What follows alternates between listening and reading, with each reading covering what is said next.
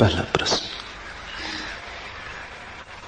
कल प्रवचन सुनते समय ऐसा लगा कि मैं इस पृथ्वी पर नहीं, वरन मुक्त और असीम आकाश में एक ज्योति कण हूं।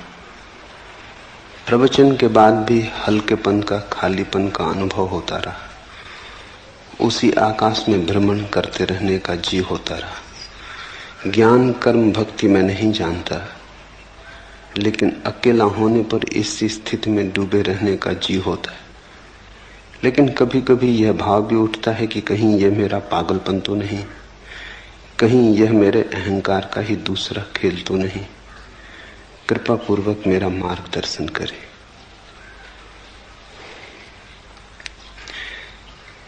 इस पृथ्वी पर हम हैं, पर इस पृथ्वी पर वस्तुतः हम न हो सकते हैं और न हम हैं। प्रतीत होता है पृथ्वी पर हम अजनबी हैं।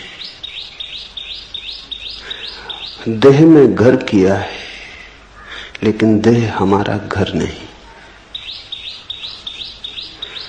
जैसे कोई परदेश में बस जाए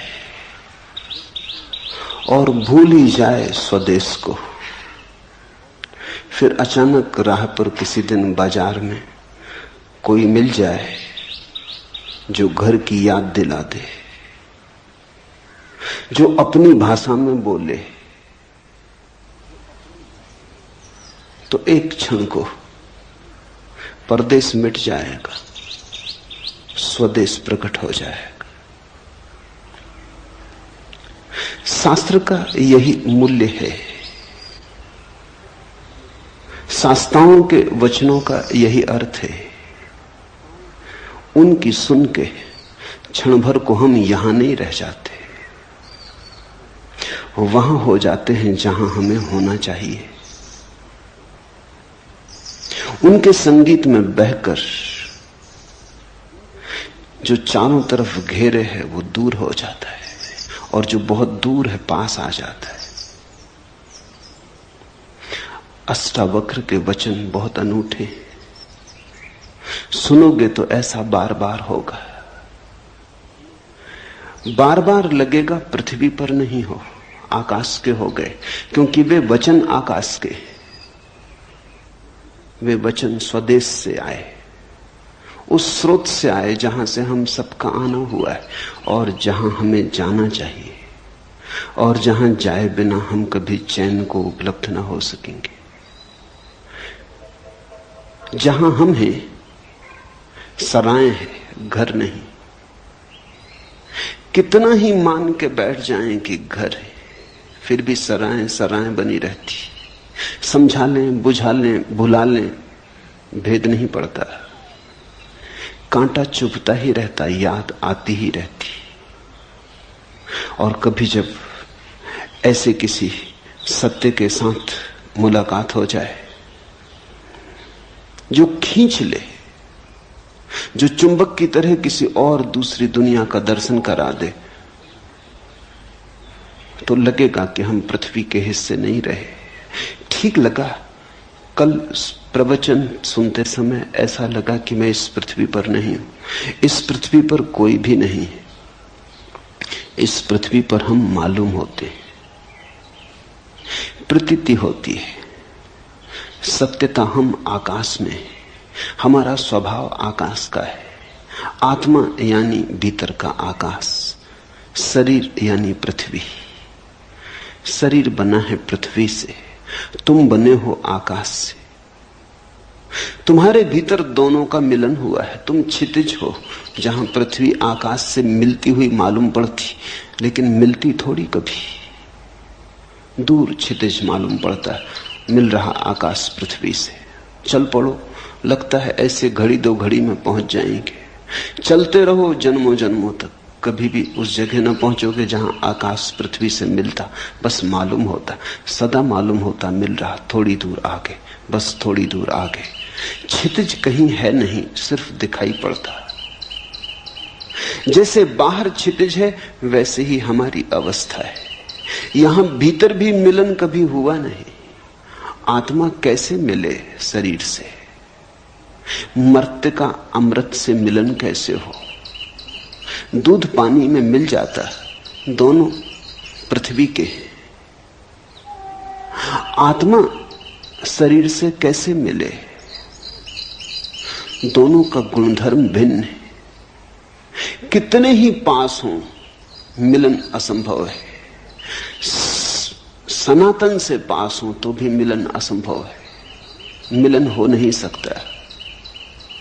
सिर्फ हमारी प्रतीति है, हमारी धारणा है, क्षितिज हमारी धारणा है, हमने मान रखा है, इसलिए है। अष्टावक्र के वचनों को अगर जाने दोगे हृदय के भीतर तीर की तरह, तो वे तुम्हें याद को जगाएंगे, तुम्हारी भूली बिसरी स्मृति को उठाएंगे। क्षण भर को आकाश जैसे खुल जाएगा, बादल कट जाएंगे, सूरज की किरणों से भर जाएगा प्राण। कठिनाई होगी, क्योंकि हमारे सारे जीवन के विपरीत होगा यह अनुभव। इससे बेचैनी होगी। और ये जो घटाएं छट गई हैं, ये तुम्हारे कारण नहीं छटी, ये तो किसी शास्त्रा के वचनों का परिणाम है। फिर घटाएं गिर जाएंगी, तुम घर पहुंचते पहुंचते फिर घटाओं को घेर लोगे। तुम अपनी आदत से इतनी जल्दी बाज थोड़ी आओगे। फिर घटाएं गिर जाएंगी, तब और बेचैनी होगी कि जो दिखाई पड़ा था वो सपना तो नहीं था, जो दिखाई पड़ा था कहीं कल्पना तो नहीं थी, कहीं अहंकार का मन का खेल तो न था, कहीं ऐसा तो न हुआ कि हम किसी पागलपन में पड़ गए थे। स्वभावतः तुम्हारी आदतों का वजन बहुत पुराना है, अंधेरा बड़ा प्राचीन है। यद्यपि है नहीं, पर है बहुत प्राचीन। सूरज की किरण कभी फूटती है तो बड़ी नई है, अत्यंत नई है, सद्ध स्नात। क्षण भर को दिखाई पड़ती है, फिर तुम अपने अंधेरे में खो जाते हो। तुम्हारे अंधेरे का बड़ा लंबा इतिहास है। जब तुम दोनों को तौलोगे तो शक किरण पे पैदा होगा, अंधेरे पे पैदा नहीं होगा। होना चाहिए अंधेरे पर, होता है किरण पर, क्योंकि किरण है नई और अंधेरा है पुराना। अंधेरा है परंपरा जैसा, सदियों सदियों की धारा है। किरण है अभी अभी फूटी, ताजी, नई, इतनी नई कि भरोसा कैसे करें। लगा कि मैं इस पृथ्वी पर नहीं हूं, इस पृथ्वी पर कोई भी नहीं है, इस पृथ्वी पर हम हो नहीं सकते। मान्यता है हमारी, धारणा है हमारी, लगता है, सत्य नहीं है। और मुझे असीम आकाश में एक ज्योतिकण हूं ऐसा प्रतीत हुआ। यह शुरुआत है। असीम आकाश में एक ज्योतिकण हूं, जल्दी ही लगेगा कि असीम आकाश हूं। यह प्रारंभ है। तो असीम आकाश में भी अभी हम पूरी तरह लीन नहीं हो पाते।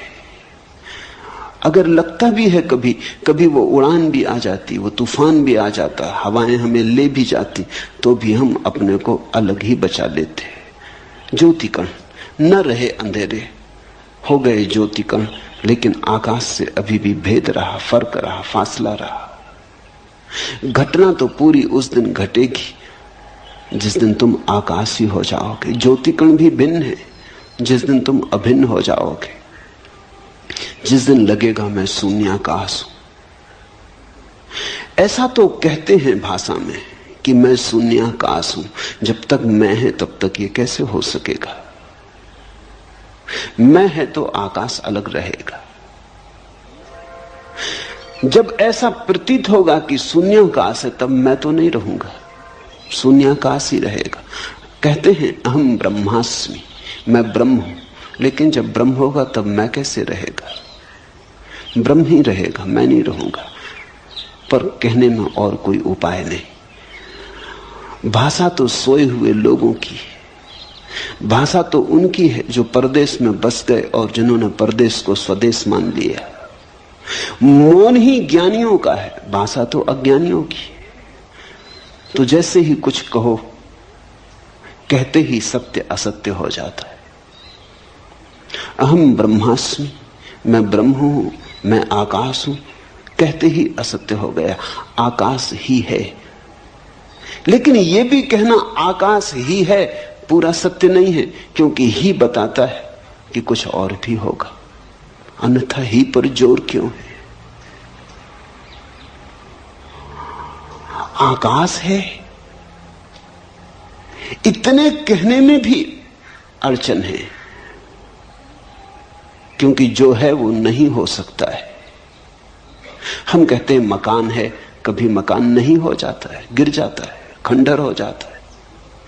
हम कहते हैं आदमी है, कभी आदमी मर जाता है। आकाश इस तरह तो नहीं है, कभी है और कभी नहीं है। आकाश तो सदा है। तो आकाश है ऐसा कहना पुनरुक्ति है। आकाश का स्वभाव ही होना है, इसलिए है को क्या दोहराना। है कहना तो उन चीजों के लिए ठीक है जो कभी नहीं भी हो जाती। मनुष्य है, एक दिन नहीं था, आज है, कल फिर नहीं हो जाएगा। हमारी है तो दो नहीं के बीच में। आकाश की है, कल भी है, आज भी है, कल भी है। दो है के बीच में है का क्या अर्थ? दो नहीं के बीच में है का अर्थ होता है। आकाश है, ये भी पुनरुक्ति है। कहें आकाश, लेकिन आकाश जब कहते हैं, शब्द जब बनाते हैं तभी भूल हो जाती।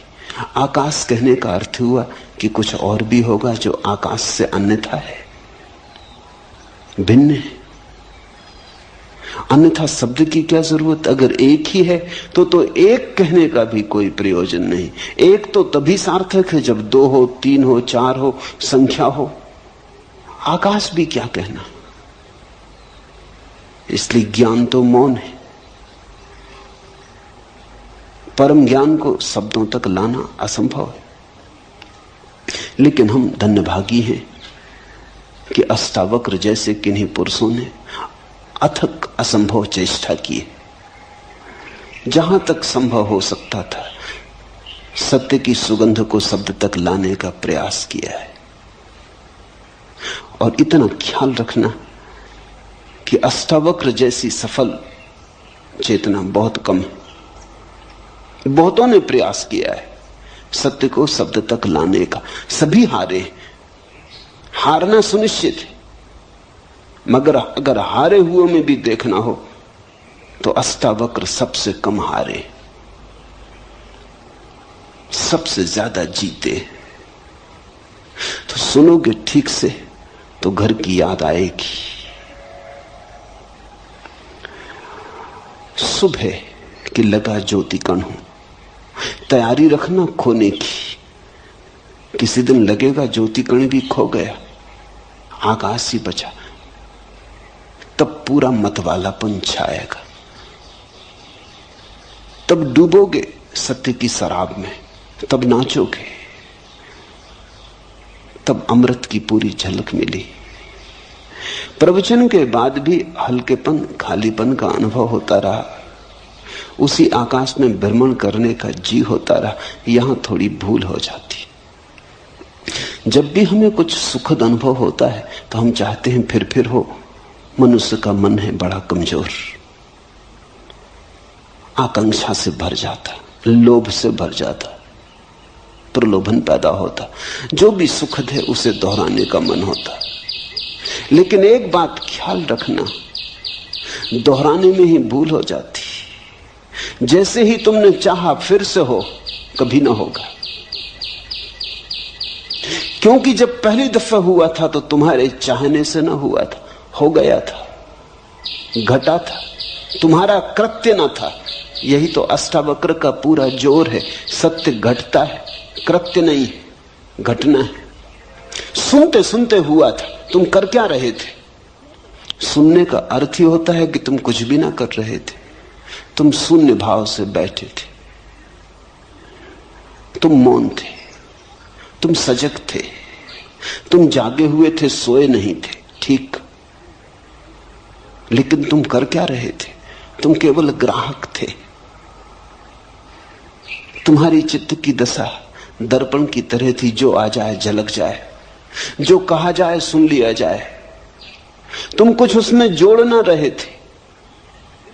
अगर तुम जोड़ रहे होते तो जो घटी है बात वो कभी ना घटती।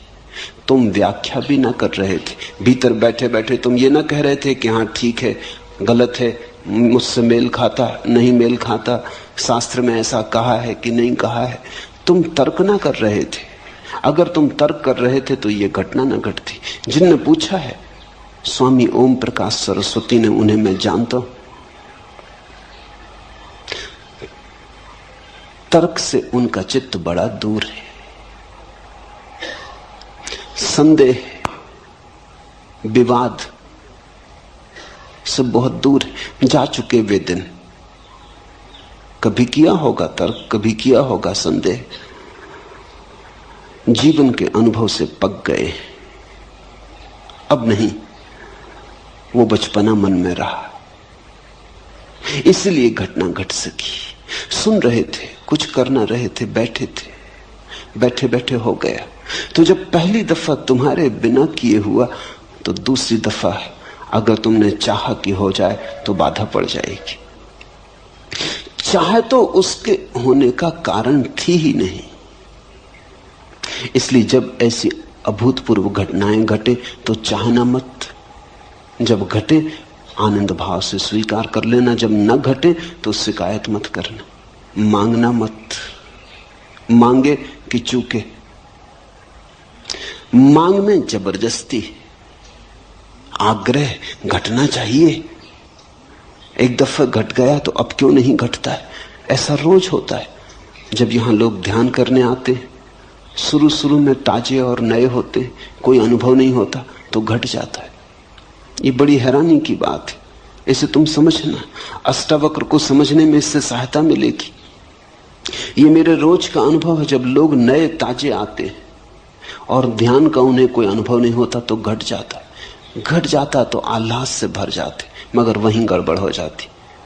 फिर मांग शुरू होती, आज जो हुआ कल हो, न केवल हो बल्कि और ज्यादा हो। फिर नहीं घटता।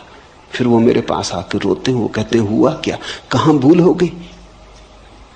पहले घटा, अब नहीं घट रहा है। भूल यही हो गई कि पहले जब घटा तो तुमने मांगा न था, अब तुम मांग रहे हो। अब तुम्हारा मन निर्दोष ना रहा, मांगने दूषित किया। अब तुम सरल ना रहे, अब तुम खुले ना रहे, मांगने द्वार दरवाजे बंद किए। आकांक्षा जग गई, आकांक्षा ने सब विकृत कर दिया, वासना खड़ी हो गई, लोभ पैदा हो गया। ऐसा रोज होता है। जो लोग बहुत दिन से ध्यान कर रहे हैं, बहुत तरह की प्रक्रियाएं कर रहे हैं, उन्हें ध्यान बड़े मुश्किल से लगता है, उनका अनुभव बाधा बनता है।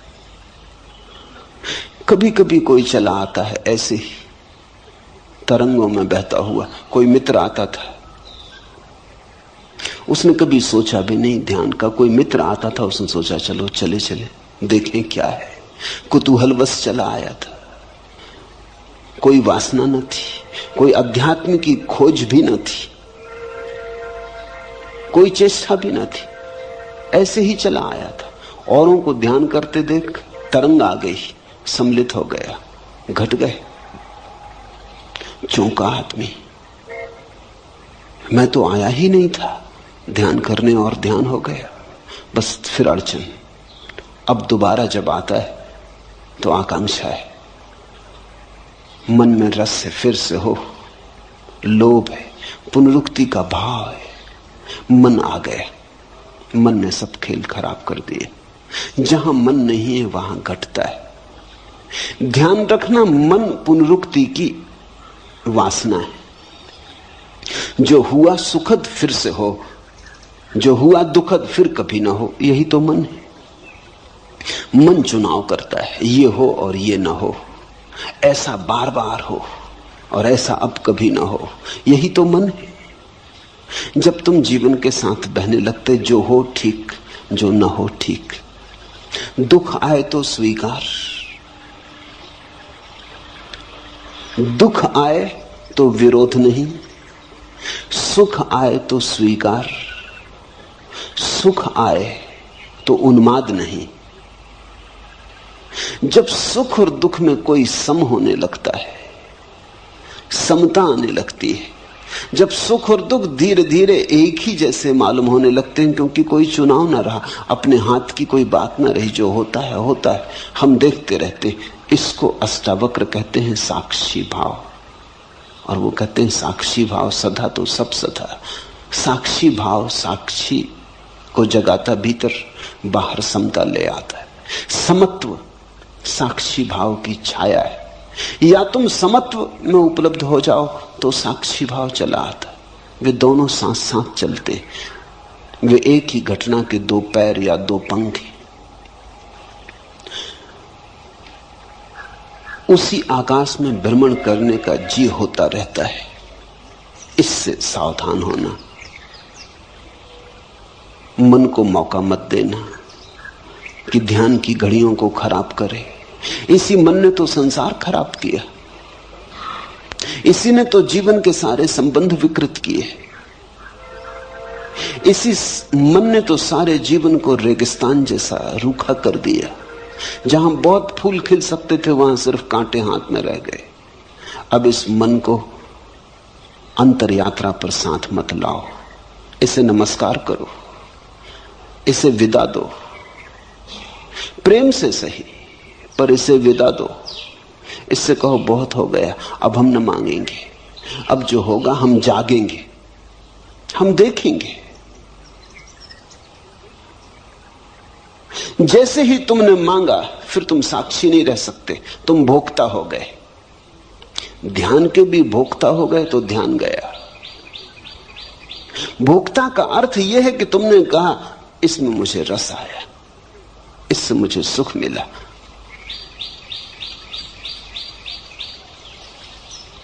ज्ञान कर्म भक्ति में नहीं जानता, लेकिन अकेला होने पर इसी स्थिति में डूबे रहने का जी होता है। छोड़ो इस जी को और तुम डूबोगे इसी स्थिति में। अकेले ही नहीं, भीड़ में भी रहोगे तो डूबोगे, बाजार में भी रहोगे तो भी डूबोगे। ये स्थिति का कोई संबंध अकेले और भीड़ से नहीं है, मंदिर और बाजार से नहीं है, एकांत समूह से नहीं है। इस स्थिति का संबंध तुम्हारे चित्त के शांत होने से, सम होने से। जहां भी शांति समता होगी ये घटना घटेगी, लेकिन तुम इसको मांगो मत, अन्यथा यही अशांति बन जाएगी, यही तनाव बन जाएगी। अष्टावक्र कहते अभी और यहीं। मांग तो सदा कल के लिए होती, मांग तो अभी और यहीं नहीं हो सकती। मांग का स्वभाव वर्तमान में नहीं ठहरता। मांग का अर्थ ही है हो, कल हो, घड़ी भर बाद हो, क्षण भर बाद हो। मांग अभी तो नहीं हो सकती। मांग के लिए तो समय चाहिए, थोड़ा ही सही पर समय चाहिए, और भविष्य है नहीं। जो नहीं है उसी का नाम भविष्य, जो है उसका नाम वर्तमान है। वर्तमान और मांग का कोई संबंध नहीं होता। जब तुम वर्तमान में होगे तो पाओगे कोई मांग नहीं, और तब घटेगी ये घटना। जब इसे घटाने का जीना रहेगा तब ये खूब घटेगी। इस पहेली को ठीक से समझ लो, इस पहेली का एक एक कोना पहचान लो। जिस दिन तुम कुछ भी ना मांगोगे उस दिन सब घटेगा। जिस दिन तुम परमात्मा के पीछे दीवाने होकर ना दौड़ोगे वो तुम्हारे पीछे चला आएगा। जिस दिन तुम ध्यान के लिए आतुरता ना दिखाओगे, तुम्हारे भीतर कोई तनाव ना होगा, उस दिन ध्यान ही ध्यान से भर जाओगे। ध्यान कहीं बाहर से थोड़ी आता। जब तुम तनाव में नहीं हो तो जो तुम्हारे भीतर शेष रह जाता उसका नाम ध्यान है। जब तुम्हारे भीतर वासना नहीं है तो जो शेष रह जाता उसका नाम ध्यान है।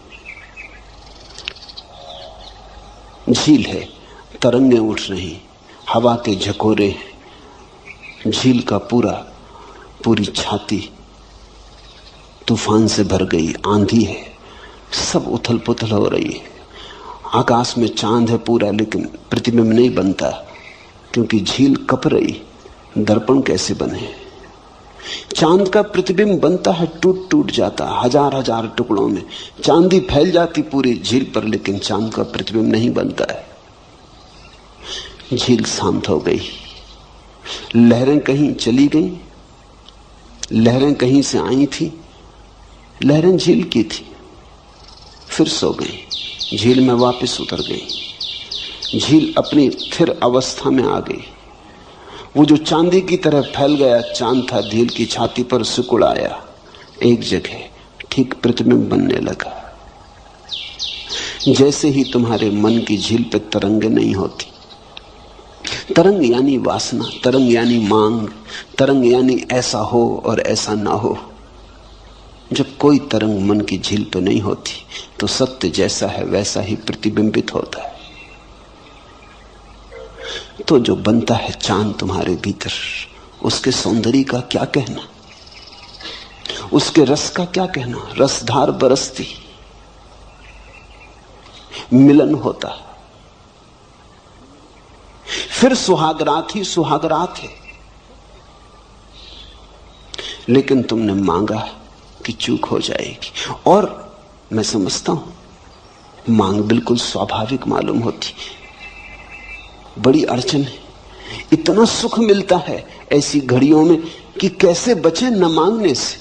मानवीय है, मैं ये नहीं कहता कि तुमने कुछ बड़ी अमानवीय भूल की, बिल्कुल मानवीय भूल है। कभी जब क्षण भर को झरोखा खुल जाता है और आकाश बहता है तुम में, कभी क्षण भर को जब अंधेरा टूटता है और किरणें उतरती, तो असंभव है, करीब करीब असंभव है कि इसे न मांगो, लेकिन यह असंभव सीखना पड़ेगा। आज सीखो, कल सीखो, परसों सीखो, मगर सीखना पड़ेगा। जितनी जल्दी सीखो उतना उचित। अभी तैयार हो जाओ तो अभी घटना घटने को देर नहीं है। जरा भी क्षण भर की प्रतीक्षा करने की जरूरत नहीं। इसी स्थिति में डूबे रहने का जी होता, ये स्थिति घटेगी, इसका तुम्हारे चित्त से कुछ लेना देना नहीं है। इसलिए तुम अपने चित्त को पीछे छोड़ो। वो जब बीच बीच में आए तब उसे बार बार कह दो कि क्षमा करो, बहुत हुआ, काफी हुआ, संसार खराब किया, परमात्मा तो खराब मत करो। जीवन के सारे सुख विकृत कर डाले, अब ये अंतरतम के सुख आ रहे हैं, इन्हें तो विकृत मत करो। सजग रह के मन को नमस्कार कर लो, विदा दे दो। धीरे धीरे धीरे धीरे ऐसी घड़ी आने लगेंगी, तुम्हारे अनुभव से ही आएंगी। जब मन नहीं होगा तत्क्षण फिर वही झरोका खुलता है, फिर बहती रसधार, फिर उतरता प्रकाश, फिर तुम आलोकित, फिर तुम मग्न, फिर तुम अमृत में डूबे। जब ऐसा बार बार होगा तो बात साफ हो जाएगी। तो फिर मन से तुम अपने को दूर रखने में कुशल हो जाओगे। जब घटे तब घट जाने देना, जब न घटे तब शांति से प्रतीक्षा करते रहना। आएगा, जो एक बार आया है बार बार आएगा। तुम भर मत मांगना, तुम भर बीच में मत आना, तुम भर बाधा मत देना। लेकिन कभी कभी ये भाव भी उठता है कि कहीं ये मेरा पागलपन तो नहीं। बुद्धि ऐसे भाव भी उठाएगी, क्योंकि बुद्धि ये मान ही नहीं सकती कि आनंद हो सकता है। बुद्धि दुख से बिल्कुल राजी। बुद्धि ने दुख को पूरी तरह स्वीकार किया है, क्योंकि बुद्धि दुख की जन्मदात्री। अपनी ही संतान को कौन स्वीकार नहीं करेगा। तो बुद्धि मानती है दुख है तो बिल्कुल ठीक है। लेकिन महासुख, जरूर कहीं कोई गड़बड़ हो गई। ऐसा कहीं होता है, कोई कल्पना हो गई, कोई सपना देखा, किसी देवा स्वप्न में खो गए, किसी सम्मोहन में उतर गए, जरूर कहीं कुछ पागलपन हो गया है। बुद्धि ऐसे बार बार कहेगी, इसे सुनना मत, इस पर ध्यान मत देना। अगर इस पर ध्यान दिया तो वे घटनाएं बंद हो जाएंगी, वे द्वार झरोखे फिर कभी ना खुलेंगे। एक बात ख्याल में रखना, आनंद सत्य की परिभाषा है। जहां से आनंद मिले वहीं सत्य है। इसलिए तो हमने परमात्मा को सच्चिदानंद कहा है। आनंद उसकी आखिरी परिभाषा है। सत्य से भी ऊपर, चित्त से भी ऊपर आनंद को रखा है, सच्चिदानंद कहा है। सत्य एक सीढ़ी नीचे, चित्त एक सीढ़ी नीचे, आनंद परम। जहां से आनंद बहे, जहां से आनंद मिले, फिर तुम चिंता मत करना, सत्य के करीब हो। जैसे कोई बगीचे के करीब आता है तो हवाएं ठंडी हो जाती, पक्षियों के गीत सुनाई पड़ने लगते, शीतलता अनुभव होने लगती। तो बगीचा दिखाई भी ना पड़े तो भी अनुभव में आने लगता है कि राह ठीक है, बगीचे की तरफ पहुंच रहे हैं। ऐसे ही जैसे ही तुम सत्य की तरफ पहुंचने लगते हो, आनंद झरता है, शीतल होने लगता मन, संतुलन आने लगता, सहिष्णुता बढ़ती है, सुख बढ़ता है, एक उमंग घेरे रहती अकारण। कोई कारण भी दिखाई नहीं पड़ता, न कोई लॉटरी मिली है, न कोई धंधे में बड़ा लाभ हुआ है, न कोई बड़ा पद मिला है। ऐसा भी हो सकता था पद था वो भी गया, हाथ में जो था वो भी खो गया, धंधा भी डूब गया, लेकिन अकारण एक उमंग है कि भीतर कोई नाचे जा रहा है कि रुकता ही नहीं। तो बुद्धि कहेगी कहीं पागल तो नहीं हो गए। ये तो पागलों के लक्षण है। ये बड़ी अजीब दुनिया है, यहां सिर्फ पागल ही प्रसन्न दिखाई पड़ते। इसलिए बुद्धि कहती पागल हो गए होगे, क्योंकि यहां पागलों के सिवा किसी को प्रसन्न देखा है। यहां हजार कारण होते तब भी आदमी प्रसन्न नहीं होता। बड़ा महल हो, धन हो, संपत्ति हो, सुख सुविधा हो, तब भी आदमी प्रसन्न नहीं होता। ये दुनिया दुखी लोगों की दुनिया है, मगर दुखी लोगों की भीड़ है। यहां अगर तुम हंसने लगो अकारण तो लोग कहेंगे पागल हो गए। अगर तुम कहो कि हंसी आ रही कोई कारण नहीं, फैली जा रही, भीतर से उठ रही, लहर आ रही, लोग कहेंगे बस दिमाग खराब हो गए। यहां तुम शक्ल बना के चलो, उदास रहो, तुम्हारी शक्ल देख के भूत प्रेत भी डरे, तो बिल्कुल ठीक हो,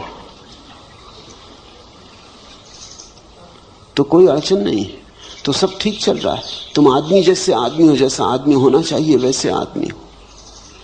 लेकिन तुम मुस्कुराने लगो, तुम हंसने लगो, तुम गीत गुनगुनाने लगो, तुम राह के किनारे खड़े होकर नाचने लगो, बस तुम पागल हो गए।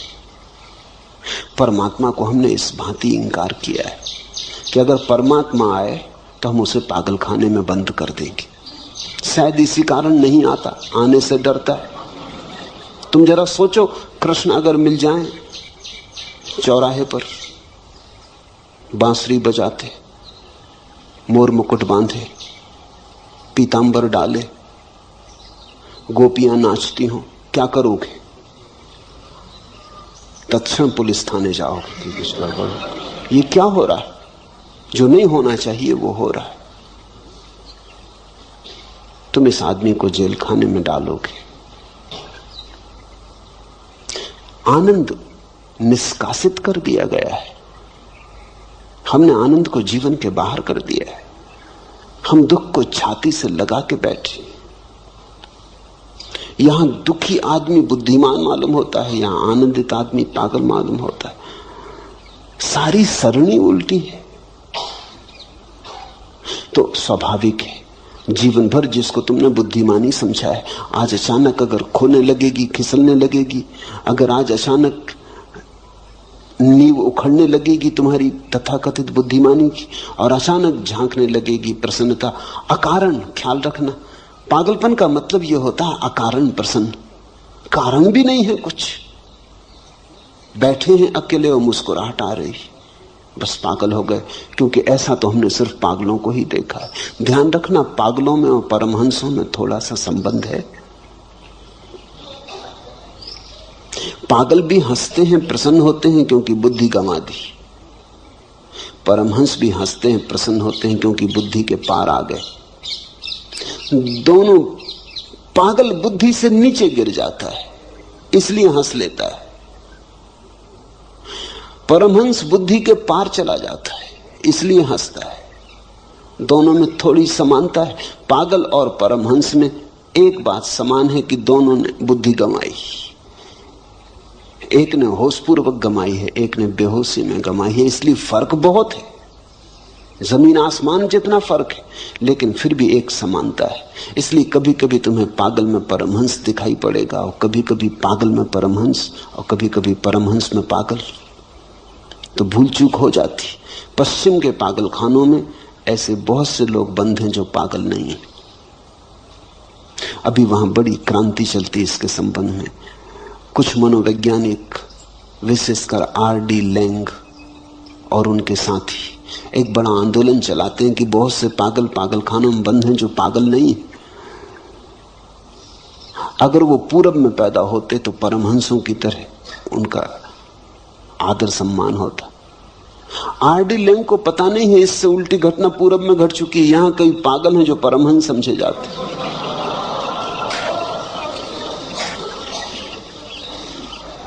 मगर आदमी आदमी है। यहां पूरब में कई पागल परमहंस समझ लिए गए, मगर भूल चूक होती क्योंकि दोनों की सीमाएं एक दूसरे पे पड़ जाती। तो ये शक स्वाभाविक है। एक ही बात ख्याल रखना इसमें, आनंद बढ़ रहा हो घबराना मत। मगर आनंद पागलपन के कारण भी बढ़ सकता है। तो सुरक्षा की कसौटी क्या है? सुरक्षा की कसौटी यह है, तुम्हारा आनंद बढ़ रहा हो और तुम्हारे कारण किसी का दुख न बढ़ रहा हो तो बेफिक्री से जाना। तुम्हारा आनंद किसी की हिंसा, किसी पे आक्रमण, किसी को दुख देने पर निर्भर ना हो तो फिर पागलपन से डरने की कोई वजह नहीं है। अगर पागल भी हो रहे तो ये पागलपन बिल्कुल शुभ है, ठीक है। फिर बेझिझक इसमें प्रवेश कर जाना। डरने का कारण तो तभी है जब तुम किसी को नुकसान पहुंचाने लगो। तुम्हारे नाच से किसी को कोई बाधा नहीं है, लेकिन कोई सो रहा है, तुम उसकी छाती पे जाकर ढोल बजा कर नाचने लगो। तुम नाचो, इससे कुछ अड़चन नहीं है। तुम गुनगुनाओ राम का नाम, ये ठीक है। लेकिन माइक लगा के आधी रात में और तुम अखंड कीर्तन शुरू कर दो तो तुम पागल हो। हालांकि कोई तुमको पागल नहीं कह सकता, क्योंकि रामधुन कर रहे हैं, ऐसे कई पागल कर रहे हैं। वो कहते हैं अखंड कीर्तन कर रहे हैं, 24 घंटे की कथा की। सो न सो तुम्हारी मर्जी। अगर तुम बाधा डालो तो अधार्मिक हो। इतना ही ख्याल रखना, तुम्हारा आनंद हिंसात्मक ना हो, बस ये पर्याप्त है। तुम्हारा आनंद तुम्हारा निजी हो, इसके कारण किसी के जीवन में कोई बाधा ना पड़े, कोई पत्थर ना पड़े। तुम्हारा फूल खिले, लेकिन तुम्हारे फूल के खिलने के कारण किसी को कांटे न चुभे, इतना ही भर ख्याल रहे तो तुम ठीक दिशा में जा रहे हो। जहां तुम्हें लगे कि अब दूसरों को बाधा होने लगी, वहां थोड़े सावधान होना। वहां परमहंस की तरफ न जाके तुमने पागलपन का रास्ता पकड़ लिया। ओम प्रकाश से किसी को कोई दुख नहीं। बेझिझक बेधड़क जा सकते हो।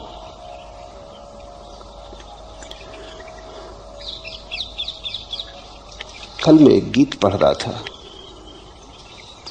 जो कुछ सुंदर था प्रेम काम में, जो अच्छा मंजा नया था सत्यसार, मैं बीन बीन कर लाया नैवेद्य चढ़ाया, पर यह क्या हुआ सब पड़ा पड़ा कुम्हलाया, सूख गया मुरझाया, कुछ भी तो उसने हाथ बढ़ाकर नहीं लिया।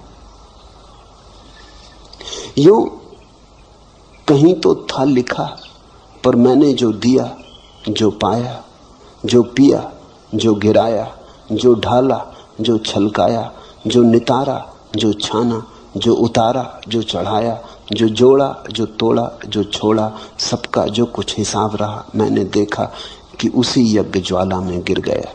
और उसी क्षण मुझे लगा कि अरे मैं तिर गया, ठीक है, मेरा सिर फिर गया। तिरता है आदमी सिर के फिरने से। परमात्मा को तुम चढ़ाओ चुन चुन के चीजें, अच्छी अच्छी चीजें, उससे कुछ ना होगा जब तक कि सिर ना चढ़े। सुनो, फिर जो कुछ सुंदर था प्रेम काम में, जो अच्छा मंजा नया था, सबके सार मैं बीन बीन कर लाया, नैवेद्य चढ़ाया। पर यह क्या हुआ? सब पड़ा पड़ा कुम्हलाया, सूख गया मुरझाया, कुछ भी तो उसने हाथ बढ़ाकर नहीं लिया। तुम ले आओ सुंदरतम को खोजकर, बहुमूल्य को खोजकर, चढ़ाओ कोहिनूर, कुम्हलाएंगे। तोड़ो फूल कमल के, गुलाब के, चढ़ाओ कुम्हलाएंगे। एक ही चीज वहां स्वीकार है, वो तुम्हारा सिर, वो तुम्हारा अहंकार, वो तुम्हारी बुद्धि, वो तुम्हारा मन। अलग अलग नाम है, बात एक ही है। वहां चढ़ाओ अपने को।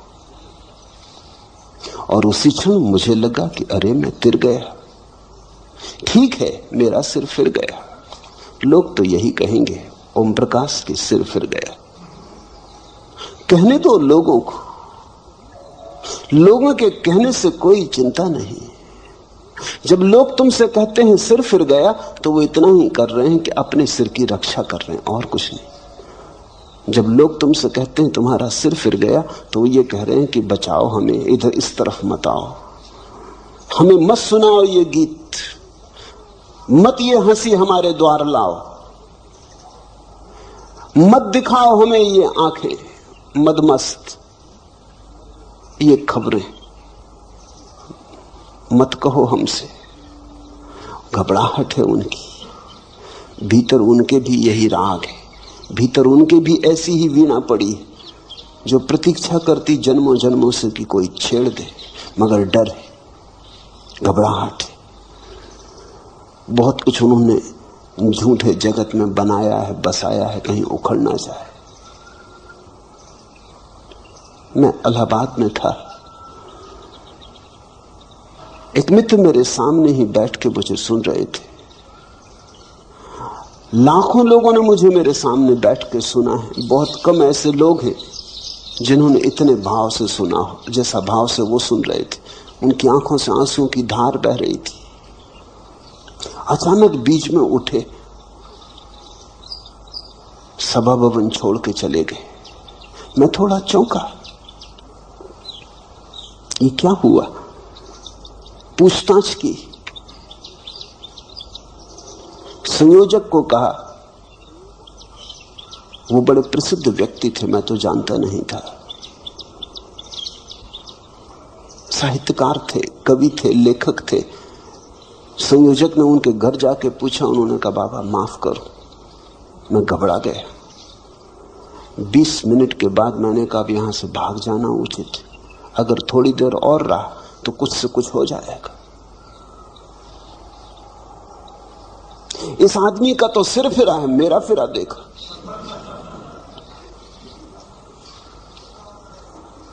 आऊंगा, अभी नहीं, जरूर आऊंगा, पर थोड़ा समय दो। और 2 रात से मैं सो नहीं सका हूं और बातें मेरे मन में गूंज रही।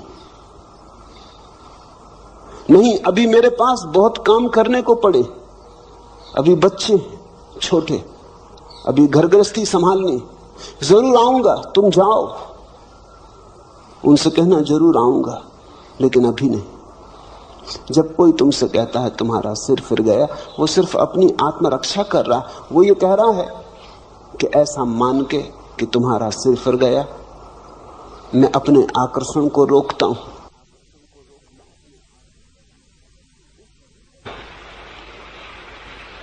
उसके भीतर भी अदम्य आकांक्षा है। कौन है ऐसा जो परमात्मा को खोजने नहीं चला है? कौन है ऐसा जो आनंद का प्यासा नहीं है? कौन है ऐसा जिससे सत्य की अभीप्सा नहीं? ऐसा कभी कोई हुआ ही नहीं। जिनको तुम नास्तिक कहते हो वे ही लोग हैं जो घबरा गए। वे ही लोग हैं जो कहते हैं नहीं, कोई परमात्मा नहीं। क्योंकि परमात्मा को इंकार न करें तो खोज पर जाना होगा। मेरा अपना अनुभव यह है कि नास्तिक के भीतर तथाकथित आस्तिकों से सत्य की खोज की ज्यादा गहरी आकांक्षा होती।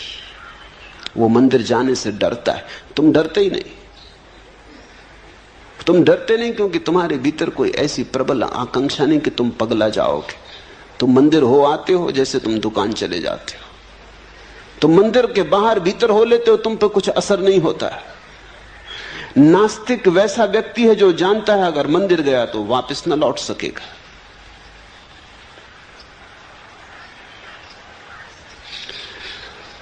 गया तो वैसा का वैसा वापस न लौट सकेगा। तो एक ही उपाय है, वो कहता है ईश्वर नहीं है, धर्म सब पाखंड है।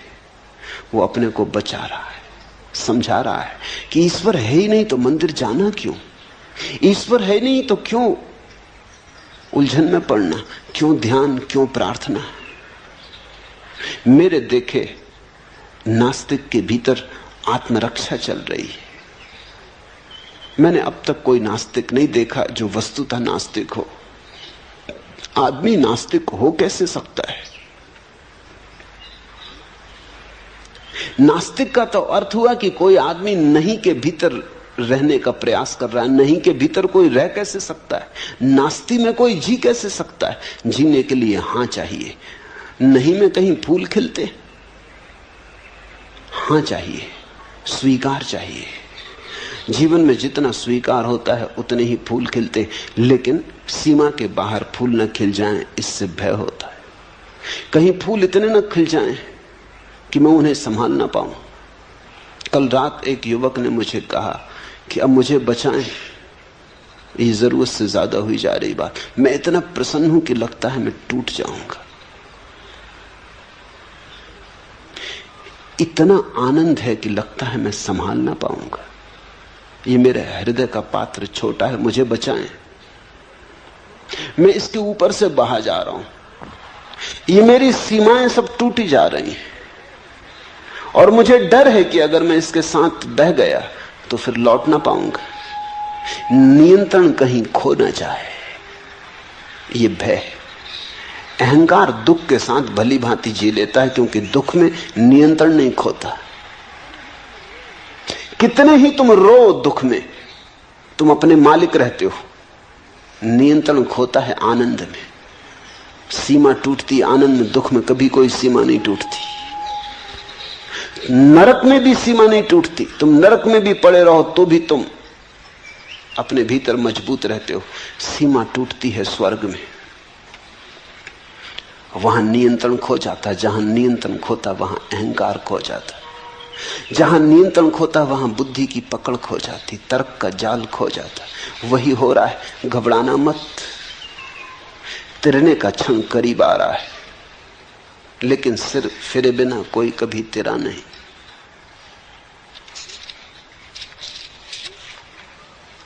एक धुन की तलाश है मुझे जो ओंठों पर नहीं सिराओं में मचलती है, लावे सी दहकती है पिघलने के लिए। एक आग की तलाश है मुझे कि रोम रोम सीज उठे और मैं तार तार हो जाऊं। कोई मुझे जाली जाली बुंदे कि मैं पारदर्शी हो जाऊं। एक खुशबू की तलाश है मुझे कि भारहीन हो, हवा में तैर सकूं, हल्की बारिश की महीन बौछारों में कांप सकूं। गहराती सांझ के सलेटी आसमान पर चमकना चाहता हूं कुछ देर। एक सोख रंग की तलाश है मुझे। ओम प्रकाश, वही सोख रंग मैंने तुम्हें दे दिया है। ये गैरिक वस्त्र वही सोख रंग है। बहो, सीमाएं छोड़ के बहो, बुद्धि के पार बहो। जाने दो नियंत्रण। नियंत्रण का अर्थ है कर्ता। छोड़ो नियंत्रण। कर्ता अगर कोई है तो एक परमात्मा है। तुम परमात्मा से होड़ ना करो, उससे प्रतिस्पर्धा ना लो। उसके साथ संघर्ष मत करो, करो समर्पण, बहो उसकी धार के साथ, तिरोगे। जो डूब जाते वही तिरते, जो तिरने की चेष्टा करते डूब जाते।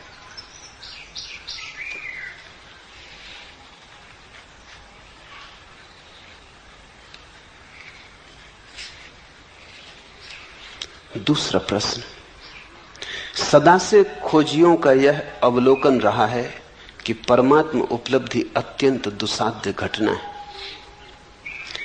लेकिन आप जैसे बुद्ध पुरुष सदा से इस बात पर जोर देते रहे हैं कि परमात्मा अभी और यहीं घट सकता है। क्या बार बार यह कहना एक चुनौती और एक प्रयास करने की एक विधि है, एक उपाय है? सत्य है यही, न तो विधि है और न उपाय है। तुम्हारा ऐसा पूछना बचने की विधि और उपाय है। ये बात हमारा मन स्वीकार करने को राजी नहीं होता कि परमात्मा अभी और यहीं मिल सकता है। क्यों नहीं राजी होता? इसलिए राजी नहीं होता कि अगर अभी और यहीं मिल सकता है तो फिर हमें मिल नहीं रहा। तो इसका कारण क्या होगा? फिर इसकी व्याख्या कैसे करें? अगर अभी और यहीं मिल सकता है तो मिल क्यों नहीं रहा? बेचैनी खड़ी हो जाती है। अभी और यहीं मिल सकता है, मिल तो नहीं रहा, तो इसे समझाएं कैसे? तो बड़ी अड़चन की बात हो गई। इस अड़चन को सुलझाने के लिए तुम कहते हो मिल तो सकता है लेकिन पात्रता चाहिए। बुद्धि रास्ते निकालती, जहां उलझन खड़ी हो जाती उसे सुलझाती। रास्ता खोजना पड़ेगा, पात्रता खोजनी पड़ेगी, शुद्ध होना पड़ेगा, तब मिलेगा। और अगर अष्टावक्र कहते हैं अभी और यहीं मिल सकता तो जरूर इसमें कुछ कारण है। वो इसलिए कहते हैं ताकि तुम तीव्रता से प्रयास में लग जाओ, लेकिन लगना प्रयास में ही पड़ेगा। मन बड़ा होशियार है।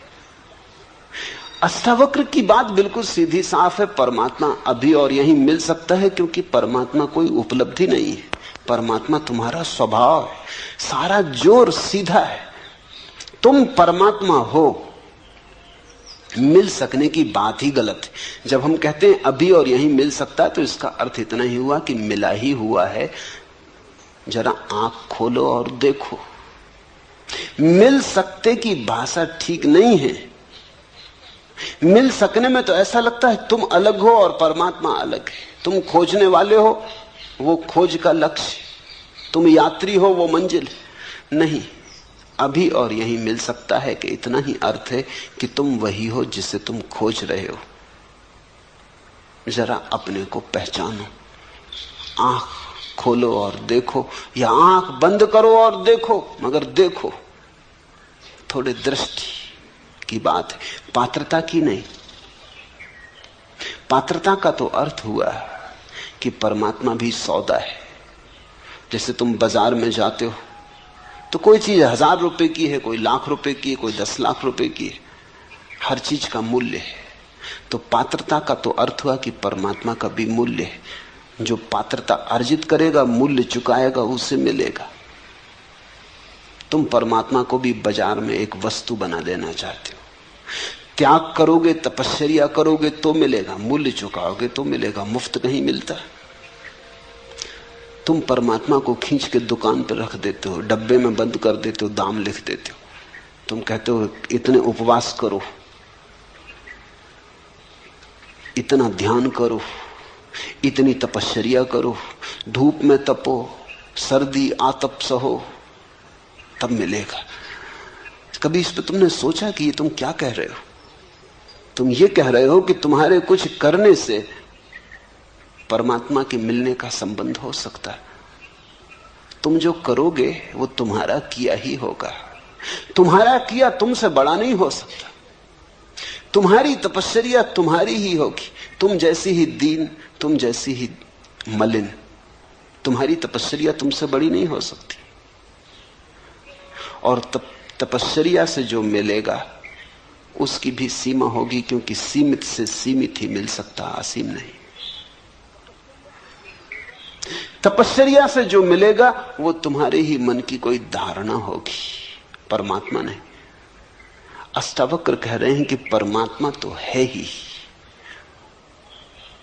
वही तुम्हारे भीतर धड़क रहा, वही तुम्हारे भीतर श्वास ले रहा, वही जन्मा है, वही विदा होगा, वही अनंत काल से अनंत अनंत रूपों में प्रकट हो रहा है। कहीं वृक्ष है, कहीं पक्षी है, कहीं मनुष्य है। परमात्मा है, उसके अतिरिक्त कुछ भी नहीं। इस सत्य की प्रतिभिज्ञा, इस सत्य का स्मरण। मैंने सुना है एक सम्राट अपने बेटे पर नाराज हो गया, उसे देश निकाला दे दिया। सम्राट का बेटा था, कुछ और तो करना जानता नहीं था, क्योंकि सम्राट के बेटे ने कभी कुछ किया न था, भीख ही मांग सकता था। जब कोई सम्राट न रह जाए तो भिखमंगे के सिवा और कोई उपाय नहीं बचता।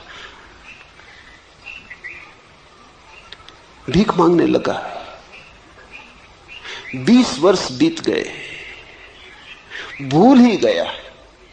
अब 20 वर्ष कोई भीख मांगे तो याद रखना कि मैं सम्राट हूं, असंभव, कष्टपूर्ण होगा। भीख मांगने में कठिनाई पड़ेगी। यही उचित है कि भूल ही जाओ। वो भूल ही गया था, अन्यथा भीख कैसे मांगे? सम्राट और भीख मांगे।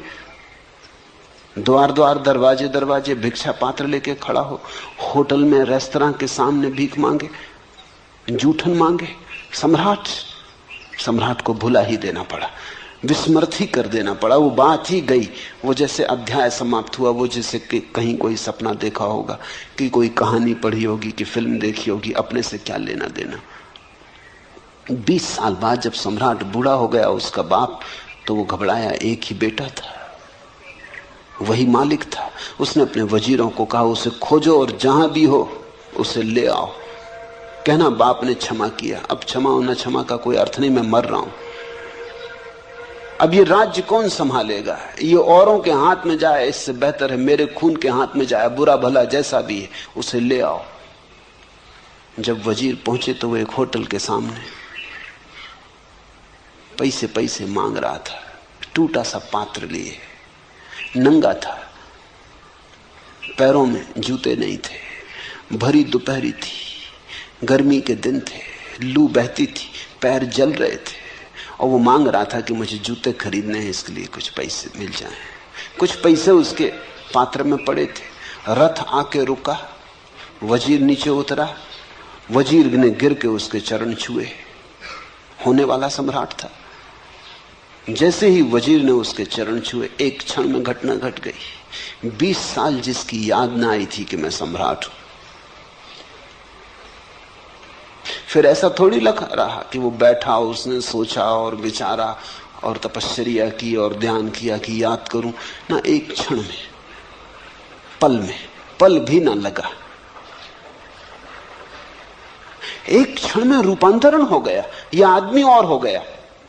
अभी भिखारी था, दीनहीन, नग्न अब भी था, अब भी पैर में जूते न थे, लेकिन हाथ से उसका पात्र उसने फेंक दिया और वजीरों से कहा कि जाओ मेरे स्नान की व्यवस्था करो, ठीक वस्त्र जुटाओ। वो जाके रथ पे बैठ गया। उसकी महिमा देखने जैसी थी। अभी भी वही का वही था, लेकिन उसके चेहरे पर अब एक गरिमा थी, आंखों में एक दीप्ति थी, चारों तरफ एक आभा मंडल था। सम्राट था। याद आ गई, बाप ने बुलावा भेज दिया। ठीक ऐसा ही है।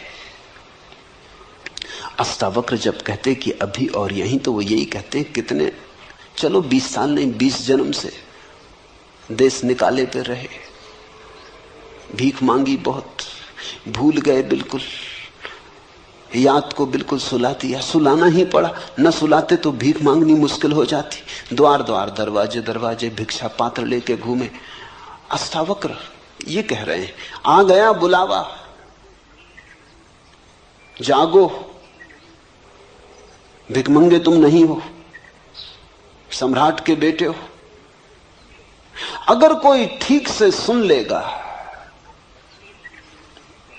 तो घटना सुनने में ही घट जाएगी। यही अष्टावक्र गीता का महात्म्य है, महिमा है। कोई आग्रह नहीं कि कुछ करो, सिर्फ सुन लो, सिर्फ सत्य को पहुंचने दो तुम्हारे हृदय तक, बाधा मत बनो, ग्राहक रहो, सिर्फ सुन लो, पहुंच जाए ये तीर तुम्हारे हृदय में, इसकी चोट बस पर्याप्त।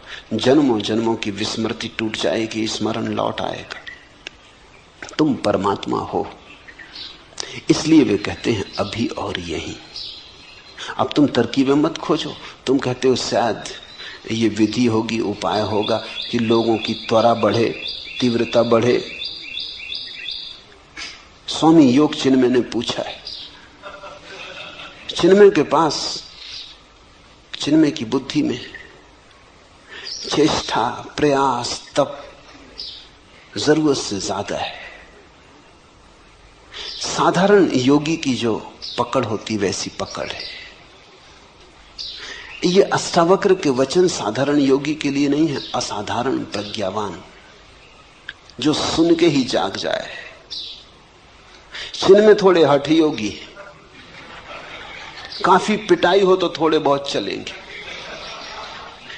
कोड़े को देख के, उसकी छाया को देख के नहीं चल सकते। हंसना मत, क्योंकि चिन्ह में जैसे ही अधिक लोग हैं। हंस के तुम ये मत सोचना कि तुमने हंस लिया तो तुम चिन्ह में से भिन्न हो, कि देखो तुम तो हंसे। चिन्मय ने कम से कम हिम्मत करके पूछा, तुमने पूछा नहीं, बस इतना ही फर्क है। हो तुम भी वही। ये अष्टावक्र की गीता पूरी हो जाएगी, और अगर तुम परमात्मा न हो गए तो समझ लेना कि वही हो, कोई फर्क नहीं। अगर इस सुनने में तुम जाग जाओ और परमात्मा हो जाओ तो ही कोड़े की छाया ने काम किया। सदा से खोजियों का यह अवलोकन रहा है कि परमात्मा उपलब्धि अत्यंत दुसाध्य घटना है। खोजी शुरू से ही भ्रांत है। खोजी का अर्थ ही यह है कि वो मान लिया है कि परमात्मा को खोजना है, कि परमात्मा को खो दिया है। उसने एक बात तो मान ही ली कि खो दिया परमात्मा को। ये भी कोई बात हुई कि खो दिया परमात्मा को? परमात्मा को खो कैसे सकते हो? मेरे पास लोग आते, वो कहते परमात्मा खोजना। मैं कहता हूं चलो ठीक, खोजो, लेकिन खोया कहां, कब खोया? वो कहते इसका तो कुछ पता नहीं, पहले इसका तो तुम ठीक से पता कर लो, कहीं ऐसा ना हो कि खोया ही ना हो। कभी कभी ऐसा हो जाता है कि चश्मा नाक पे चढ़ा है और उसी चश्मे से देख के चश्मा खोज रहे हैं।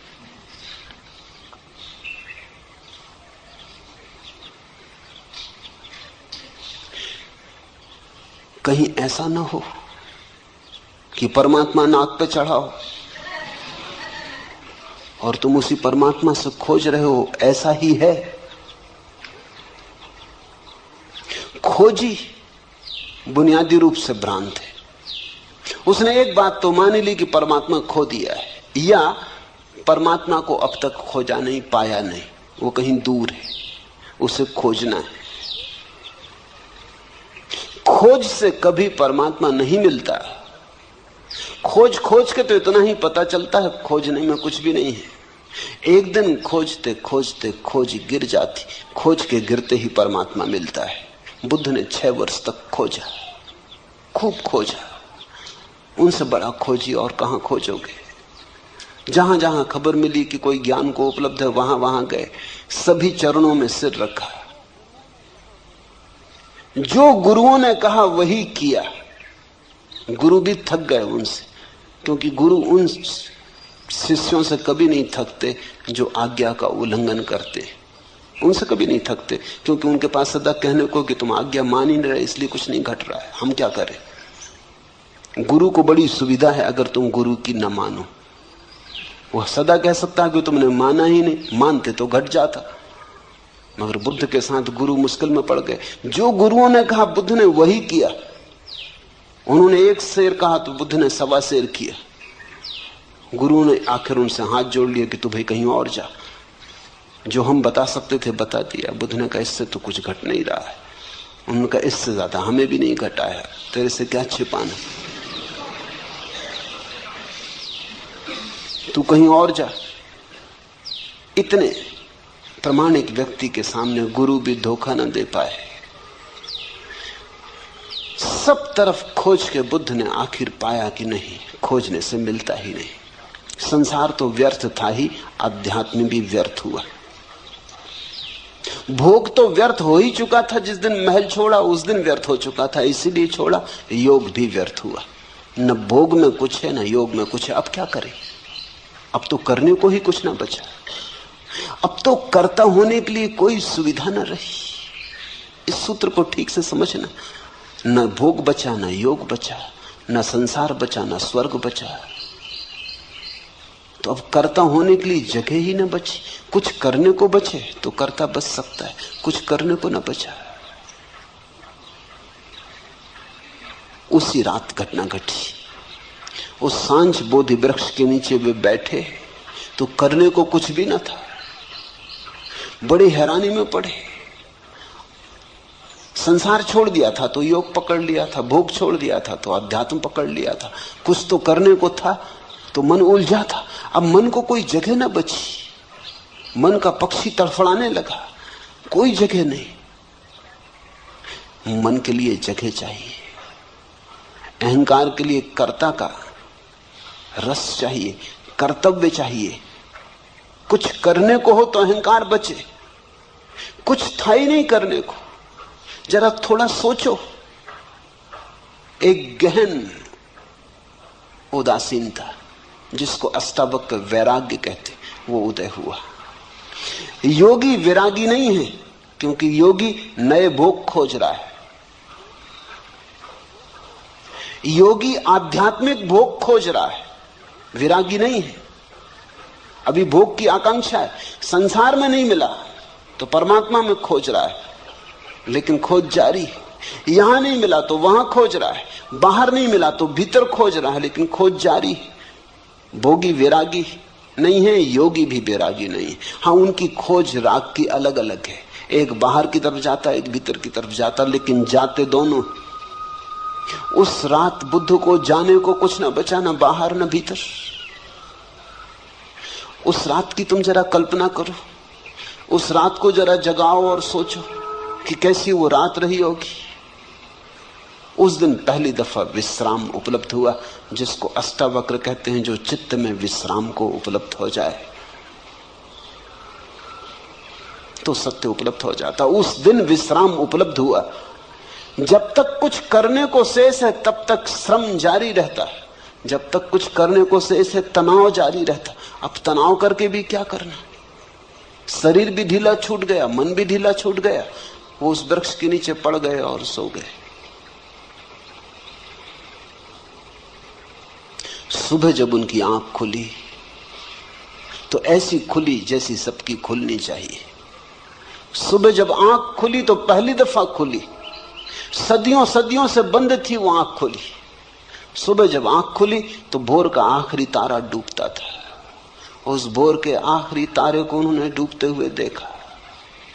इधर बाहर भोर का आखिरी तारा डूब गया, उधर भीतर भी मन की आखिरी रेखा विसर्जित हो गई।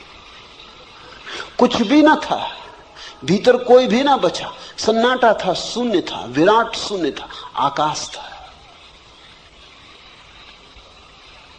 कहते हैं बुद्ध 7 दिन वैसे ही बैठे रहे, मूर्तिवत, हिले नहीं डुले नहीं।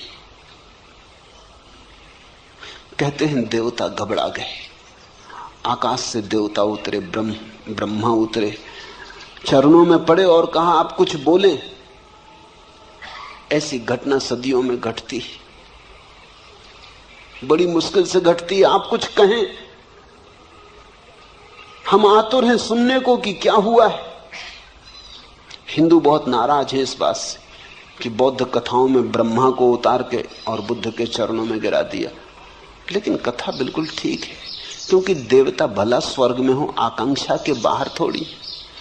आज एक घटना घटी है कि एक व्यक्ति आकांक्षा के बाहर चला गया, तो बुद्ध के ऊपर कोई भी नहीं। बुद्धत्व आखिरी बात है। देवता भी नीचे हैं, अभी उनकी भी स्वर्ग की भोग की आकांक्षा है। इसलिए तो कथाएं हैं कि इंद्र का आसन डोलने लगता जब भी लगता है कोई प्रतियोगी आ रहा, कोई ऋषि मुनि तपश्चर्या में गहरा उतर रहा, इंद्र घबराता, आसन कपने लगता। ये तो आसन इंद्र का क्या हुआ, दिल्ली का हुआ। इंद्र का कहो कि इंदिरा का कहो, एक ही बात, इसमें कुछ बहुत फर्क ना हुआ। ये तो कोई आने लगा तो प्रतिस्पर्धा, घबराहट, बेचैनी। बुद्ध ना कुछ करके उपलब्ध हुए। जो बुद्ध के जीवन में घटा वही अष्टावक्र के जीवन में घटा होगा। कोई कथा हमारे पास नहीं, किसी ने लिखी नहीं, लेकिन निश्चित घटा होगा, क्योंकि अष्टावक्र जो कह रहे हैं वो इतना ही कह रहे हैं कि तुम दौड़ चुके खूब, अब रुको। दौड़ के नहीं मिलता परमात्मा, रुक के मिलता है। खोज चुके खूब, अब खोज छोड़ो। खोज के नहीं मिलता सत्य, क्योंकि सत्य खोजी में छिपा है, खोजने वाले में छिपा है। कहां भागते फिरते हो? कस्तूरी कुंडल बसे।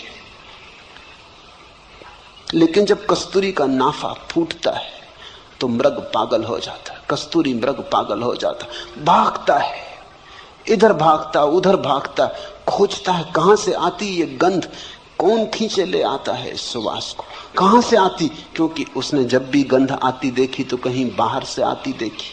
कभी फूल की गंध थी, कभी कोई और गंध थी, लेकिन सदा बाहर से आती थी। आज जब गंध भीतर से आ रही तब भी वो सोचता है बाहर से ही आती होगी, भागता है। और कस्तूरी उसकी ही कुंडल में बसी है। कस्तूरी कुंडल बसे, परमात्मा तुम्हारे भीतर बसा है। तुम जब तक बाहर खोजते रहोगे योग में भोग में व्यर्थ। साधारण योगी भोग के बाहर ले जाता है, अष्टावक्र योग और भोग दोनों के बाहर ले जाते हैं। योगातीत भोगातीत। इसलिए तुम पाओगे सांसारिक का अहंकार होता है। तुमने योगी का अहंकार देखा या नहीं? सांसारिक का क्रोध होता है, तुमने दुर्वासाओं का क्रोध देखा या नहीं? सांसारिक आदमी दंभ से अकड़ के चलता है, पताकाएं लेके चलता है। तुमने योगियों की पताकाएं, हाथी घोड़े देखे या नहीं? साधारण आदमी घोषणा करता है इतना धन है मेरे पास, इतना पद है मेरे पास। तुमने योगियों को देखा घोषणा करते कि नहीं कि इतनी सिद्धि है, इतनी रिद्धि है? लेकिन ये सारी बातें वही की वही हैं, कोई फर्क नहीं हुआ। जब तक योग योगातीत न हो जाए, जब तक व्यक्ति मैं करता हूं इस भाव से समग्रतया मुक्त न हो जाए, तब तक कुछ भी नहीं हुआ। तब तक तुमने सिर्फ रंग बदले, तब तक तुम गिरगिट हो, जैसा देखा वैसा रंग बदल लिया, लेकिन तुम नहीं बदले, रंग ही बदला। सदा से खोजियों का यह अवलोकन रहा है कि परमात्मा उपलब्धि अत्यंत दुस्साध्य घटना है। ये बात एक अर्थ में सच है। अगर तुम बहुत दौड़ के आना चाहते हो तो कोई क्या करे? अगर तुम अपने कान को उल्टे तरफ से पकड़ना चाहते हो, मजे से पकड़ो। निश्चित तुम जब उल्टी तरफ से कान को पकड़ोगे तो तुमको लगेगा कान को पकड़ना बहुत दुस्साध्य घटना है। ये तुम्हारे कारण, ये कान के कारण नहीं। अब अगर तुम सिर के बल खड़े होकर चलने की कोशिश करो और 10-5 कदम चलना भी बहुत कठिन हो जाए और तुम कहो कि चलना बहुत दुस्साध्य घटना है, तो तुम गलत भी नहीं कह रहे, तुम ठीक ही कह रहे। लेकिन सिर के बल तुम खड़े हो, जो पैर के बल चल रहे हैं उनके लिए चलने में कोई दुस्साध्य घटना नहीं। अब तुम उपवास करो, आग में तपाओ, धूनी रमाओ, नाहक शरीर को कष्ट दो, सताओ, 1000 तरह के पागलपन करो और फिर तुम कहो कि परमात्मा को पाना बड़ी दुस्साध्य घटना है, तो ठीक ही कह रहे हो। जहां तुम सहज पहुंच सकते थे वहां तुम असहज होकर पहुंच रहे हो तो दुस्साध्य मालूम होता है। तुम्हारे पहुंचने में भूल हो रही। लेकिन असाध्य को आदमी क्यों चुनता है, ये भी समझ लेना चाहिए। सिर के बल चलने का मजा क्या है जबकि तुम्हारे पास पैर है? सिर के बल चलने का एक मजा है, और वो मजा ये है, मजा है अहंकार का मजा। मुल्ला नसरुद्दीन एक झील में मछलियां मार रहा था। घड़ी दो घड़ी में देखता रहा, उसकी मछलियां पकड़ में कुछ आती नहीं, झील में मछलियां हैं भी नहीं ऐसा मालूम होता। मैंने उससे पूछा, नसरुद्दीन इस झील में मछलियां मालूम नहीं होती, तुम कब तक बैठे रहोगे? वो पास की दूसरी झील है, वहां क्यों नहीं मछलियां मारते? यहां कोई दूसरा मछुआ दिखाई भी नहीं पड़ता, वहीं सब मछुए। नसरुद्दीन ने कहा, वहां मारने से सारी क्या? अरे वहां इतनी मछलियां हैं कि मछलियों को तैरने के लिए जगह भी नहीं, वहां मारी तो क्या मारी, यहां मछली मारो तो कोई बात। असाध्य में भी आकर्षण है, जितना असाध्य काम हो उतना अहंकार मजबूत होता है। यहां मछली मारो तो कुछ है, जो सभी कर रहे हैं वही तुमने किया तो क्या सार है? सभी पैर के बल चल रहे हैं, तुम भी चले तो क्या मजा? सिर के बल चलो। मेरे देखे परमात्मा से कोई संबंध नहीं है कठिनाइयों का, कठिनाइयों का संबंध अहंकार से। अहंकार कठिन को करने में मजा लेता, क्योंकि सरल तो सभी करते, उसमें क्या सार है? अगर तुम किसी से कहो कि हम पैर के बल चलते तो लोग कहेंगे तुम्हारा दिमाग खराब हो गया, सभी चलते। लेकिन अगर तुम सिर के बल चलो तो अखबारों में नाम छपेगा, तो लोग तुम्हारे पास आने लगेंगे, लोग तुम्हारे चरणों में सिर झुकाएंगे कि तुम्हें कोई सिद्धि मिल गई कि तुम सिर के बल चलते हो। अहंकार की पूजा तभी हो सकती है जब तुम कुछ असाध्य करो। जैसे हिलरी चढ़ गया एवरेस्ट पर तो सारी दुनिया में खबर हुई। अब तुम जाओ और पूना की छोटी मोटी पहाड़ी पे चढ़ के खड़े हो जाओ और झंडा लगाने लगो, और तुम कहो कोई अखबार वाला भी नहीं आ रहा, कोई फोटोग्राफर भी नहीं आ रहा, मामला क्या है? आखिर ये भेदभाव क्यों हो रहा है? हिलरी के साथ इतना शोरगुल मचाया, इतिहास में नाम अमर रहेगा सदा के लिए, और हमारा कुछ भी नहीं हो रहा। हम भी वही कर रहे हैं, उसने भी झंडे ही गाड़ा हुआ। लेकिन एवरेस्ट पे चढ़ना कठिन है। 50-60 साल से लोग चढ़ने की कोशिश कर रहे थे, तब एक आदमी चढ़ पाया। इसलिए धीरे धीरे वहां रास्ता बन जाएगा, बस जाने लगेगी, कभी ना कभी जाएगी। कोई सदा इतनी देर तक एवरेस्ट अपने को बचा नहीं सकता आदमी से। जब एक आदमी पहुंच गया तो सिलसिला शुरू हो गया। अभी कुछ देर पहले औरतें भी पहुंच गई, जब औरतें भी पहुंच गई तब और पहुंचने को क्या बाकी रहा? अब सब धीरे धीरे पहुंच रहे हैं। थोड़े दिन में वहां होटलें और बसें और सब पहुंच जाएंगी।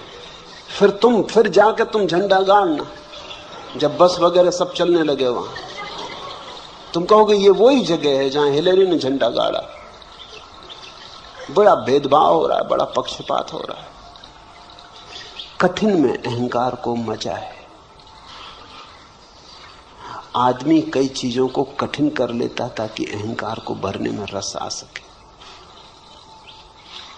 हम बहुत सी चीजों को कठिन कर लेते हैं, जितनी कठिन कर लेते हैं उतना ही रस आने लगता है। कठिनाई परमात्मा को पाने में नहीं है, कठिनाई अहंकार का रस है। तो तुम जो कहते हो सदा से खोजियों का ये अवलोकन रहा है कि परमात्मा उपलब्धि अत्यंत दुसाध्य घटना है, ये ठीक है। वो जो खोजी है अहंकारी है। और परमात्मा को खोजियों ने कब पाया? जब खोज छूट गई तब पाया। खोज छूटने पर ही मिलता है परमात्मा। जब तुम कहीं भी नहीं जा रहे, सिर्फ बैठे हो विश्राम में, परम विराम में, यात्रा शून्य जहां हो जाती। साधारणतः लोग सोचते हैं कि परमात्मा को पालेंगे तो फिर यात्रा नहीं होगी। बात बिल्कुल उल्टी है। यात्रा अगर तुम अभी छोड़ दो तो अभी परमात्मा मिल जाए। लोग सोचते हैं मंजिल मिल जाएगी तो फिर हम विश्राम करेंगे। हालत उल्टी है, तुम विश्राम करो तो मंजिल मिल जाए।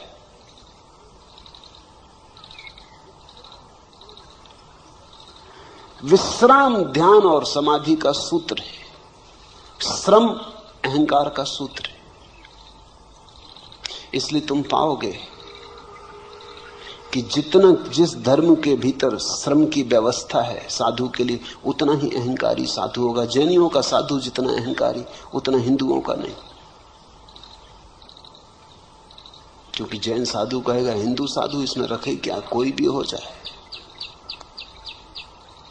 जैन साधु कठिन मामला है। एक बार भोजन, अनेक अनेक उपवास, सब तरह की कठिनाइयां। फिर जैनों में भी दिगंबर और श्वेतांबरों के साधु हैं। दिगंबर साधु कहते हैं श्वेतांबरों में क्या रखा, कपड़े पहने बैठे। साधु तो दिगंबर का है, इसलिए दिगंबर साधु में तुम जैसे अहंकार को चमकता हुआ पाओगे, कहीं भी ना पाओगे। देह तो सूखी होगी, हड्डी हड्डी होगी, क्योंकि बहुत उपवास, नग्न रहना, धूप ताप सहना, लेकिन अहंकार बड़ा प्रज्वलित होगा। अकल उसकी वैसी जैसी हिलेरी की। हिंदुस्तान में मुश्किल से 20 दिगंबर मुनि है, श्वेतांबर मुनि तो 5-7 हजार। हिंदुओं के तो सन्यासी 50 लाख। और अगर मेरी चले तो सारी दुनिया को सन्यासी कर दूं। इसलिए मेरे सन्यासी होने में तो अहंकार हो ही नहीं सकता, क्योंकि कोई मैं कह ही नहीं रहा हूं कि तुम ऐसा करो वैसा करो। ये बहुत ही सरल मामला है। तुम गेरुए कपड़े पहन लो, सन्यासी हो गए। सन्यास सरल हो तो अहंकार को मजा कहां। मेरे पास लोग आते हैं, वो कहते हैं कि सन्यास आप देते हैं तो इसके लिए कोई विशेष आयोजन करना चाहिए। विशेष आयोजन सन्यास के लिए? वो ठीक कहते हैं, क्योंकि ऐसा होता है। अगर जैन दीक्षा होती तो देखा कैसा बैंड बाजे, घोड़ा इत्यादि बजता है और सब मजा आता है और लगता है कोई बड़ी घटना घट रही, कोई सिंहासन पर चढ़ाया जा रहा। सन्यास भी सिंहासन जैसा हो गया और लोग जय जयकार करते हैं कि कोई बड़ी घटना घटी। और मैं सन्यास ऐसा चुपचाप दे देता हूं, किसी को पता नहीं चलता। पोस्ट से भी दे देता हूं, मुझे भी पता नहीं चलता कौन सज्जन है, उनको भी पता नहीं चलता। ठीक, मेरे देखे सन्यास सरल होना चाहिए। मेरे देखे परमात्मा विश्राम में मिलता है, अहंकार में नहीं। कृत्य नहीं है, खोज नहीं है, परमात्मा मिला ही हुआ। तुम जरा हल्के हो जाओ, तुम जरा शांत हो जाओ, तुम जरा रुको, अचानक तुम पाओगे वो सदा से था।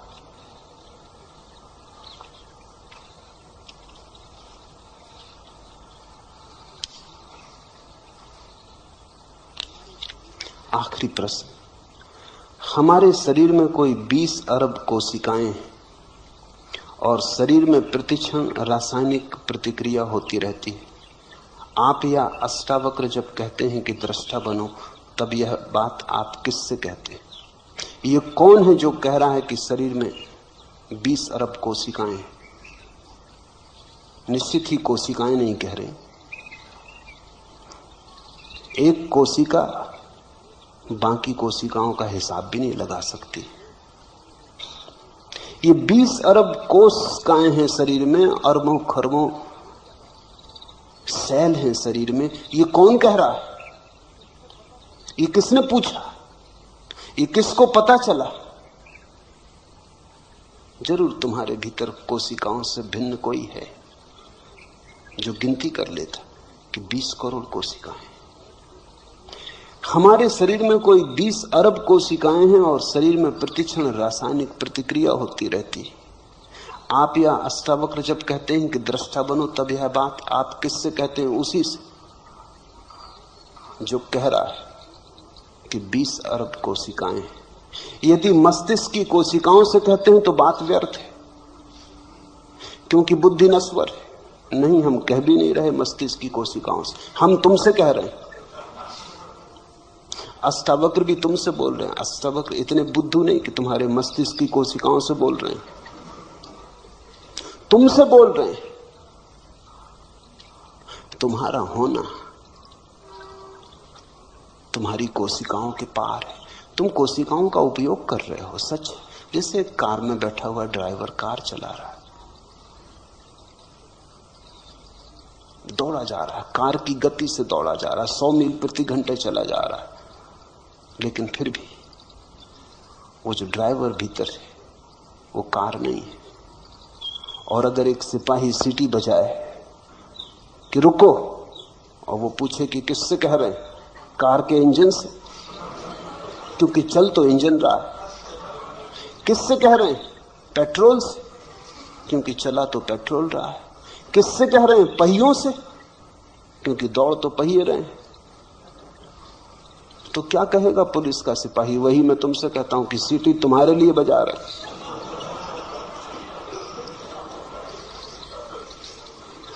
यदि आप आत्मा को जगा रहे हैं तो भी बात व्यर्थ है, क्योंकि आत्मा तो जागी ही हुई है। उसको जगाना और पहचानो कहना तो बेवकूफी है।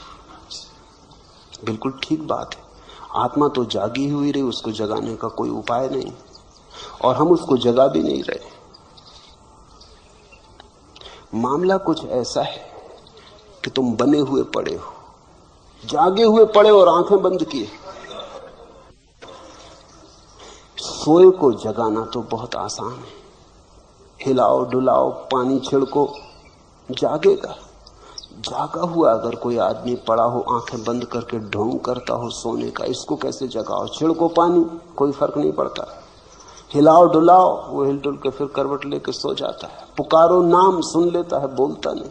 ऐसी तुम्हारी हालत है। जागे हुए को जगाना कोई अर्थ नहीं रखता, लेकिन जागा हुआ सोने का बहाना कर रहा है। इसलिए जगाने की जरूरत है। सोए हुए को जगा नहीं रहे, क्योंकि आत्मा सो नहीं सकती। जो सोया है वो शरीर है, जो शरीर है उसे जगाया नहीं जा सकता, और जो आत्मा जागी हुई है उसे जगाने का कोई अर्थ नहीं। बिल्कुल ठीक कहते हो, बड़े ज्ञान की बात कह रहे हो, मगर उधार होगी, क्योंकि खुद की समस्या आई होती तो पूछते ही नहीं। अष्टावक्र या मैं उसको जगा रहे हैं जो जागा हुआ है और भूल गया कि हम जागे हुए, जो जागा हुआ है और सोने के बहाने में पड़ गया है, सोने का खेल खेल रहा है। इसलिए तो कठिनाई है जगाने में, बड़ी कठिनाई है।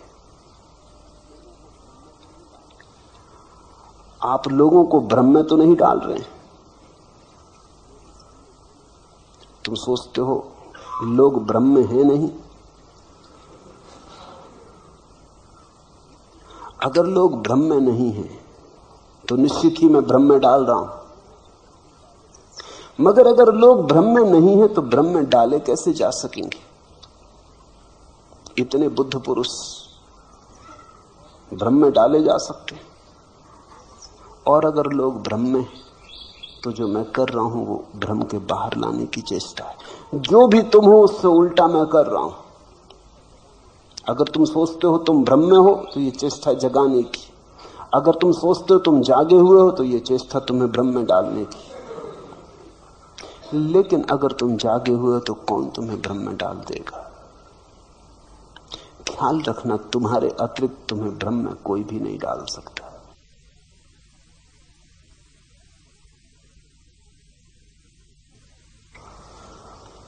और तुम्हारे अतिरिक्त तुम्हें कोई जगा भी नहीं सकता। जगाने की चेष्टा कोई कर सकता है, लेकिन जब तक तुम सहयोग ना करोगे तुम जागोगे नहीं, क्योंकि ये नींद थोड़ी है कि कोई तोड़ दे। तुम बने हुए पड़े हो, तुम्हारा सहयोग जरूरी है। सहयोग का अर्थ ही शिष्यत्व है। सहयोग का अर्थ ही है कि कोई जगाने वाले के पास तुम जाते हो, तुम कहते हो मेरी पुरानी आदत हो गई अपने को धोखा देने की, जरा मुझे साथ दें, जरा मुझे सहारा दें कि इस आदत के बाहर निकाल लें। एक युवती मेरे पास आई और उसने कहा कि उसे कुछ मादक द्रव्य लेने की आदत हो गई, बाहर आना चाहती, बड़ी आकांक्षा है बाहर निकल आने की, बड़ी आतुर है कि किस तरह बाहर निकल आए। लेकिन वो जो आदत पड़ गई मादक द्रव्यों की वो इतनी गहरी हो गई है, वो शरीर की कोशिकाओं में पहुंच गई। अगर न ले मादक द्रव्य तो ऐसी पीड़ा और बेचैनी सारे शरीर में होती कि न तो सो सकती, न उठ सकती न बैठ सकती तो लेना ही पड़ता है, और लेती है तो पीड़ा होती मन को कि ये क्या जाल हो गया। अब वो मेरे पास आई कि मुझे बाहर निकालने आपके हाथ का सहारा चाहिए। बस ऐसी ही अवस्था है। जन्मों जन्मों तक सोने के अभ्यास को तुमने बहुत गहरा कर लिया है। जागे हुए को सोने के भ्रम में डाल दिया है। सम्राट को भिखारी मान लिया, लेकिन इतने जन्मों तक माना है कि आज अपने ही अभ्यास के कारण, सिर्फ सुन लेने से कुछ नहीं होता। तुम मेरी बात सुन ले सकते हो, उससे कुछ भी ना होगा जब तक कि तुम उसे गुनो ना, जब तक कि तुम राजी ना हो जाओ। तुम्हारे अतिरिक्त तुम्हें कोई जगा ना सकेगा। नहीं तो एक बुद्ध पुरुष काफी था, शोरगुल मचा के सबको जगा देता, ढोल धमास पीट देता और सबको जगा देता। इधर 100 आदमी सो रहे हो तो एक आदमी जगाने के लिए काफी। वस्तु तो आदमी की भी जरूरत नहीं, अलार्म घड़ी भी जगा देती। एक आदमी आ जाए और ढोल पीट दे, सब उठ जाएंगे, घंटा बजा दे, सब उठ जाएंगे। लेकिन ये क्यों नहीं हो सका कि बुद्ध पुरुष हुए, महावीर हुए, अष्टावक्र हुए, कृष्ण हुए, क्राइस्ट हुए, जरथुस्त्र, लाओत्सु, इन लोगों ने ऐसा क्यों ना किया कि जोर से घंटा बजा देते हो सारी पृथ्वी जाग जाती। घंटा खूब बजाया, मगर कोई सो रहा हो तो जागे। यहां बने हुए लोग पड़े, वो आंखें बंद किए पड़े, वो सुन लेते हैं घंटे को, वो कहते हैं बजाते रहो, देखें कौन हमको जगाता है। जब तुम जागना चाहोगे तो जागोगे। भ्रम में मैं तुम्हें डाल नहीं सकता। भ्रम में तो तुम हो, अब और भ्रम में तुम्हें क्या डाला जा सकता है? तुम्हें और भी भटकाया जा सकता है। तुम सोचते हो और कुछ भटकने को बचा है। इससे नीचे तुम और गिर सकते हो, गिरने की कोई और जगह है? लोभ जितना तुम्हारे भीतर है, इससे थोड़ा इंच भर और ज्यादा हो सकता है। क्रोध तुम्हारे भीतर है, इससे थोड़ा और ज्यादा हो सकता है। एक रत्ती मासा।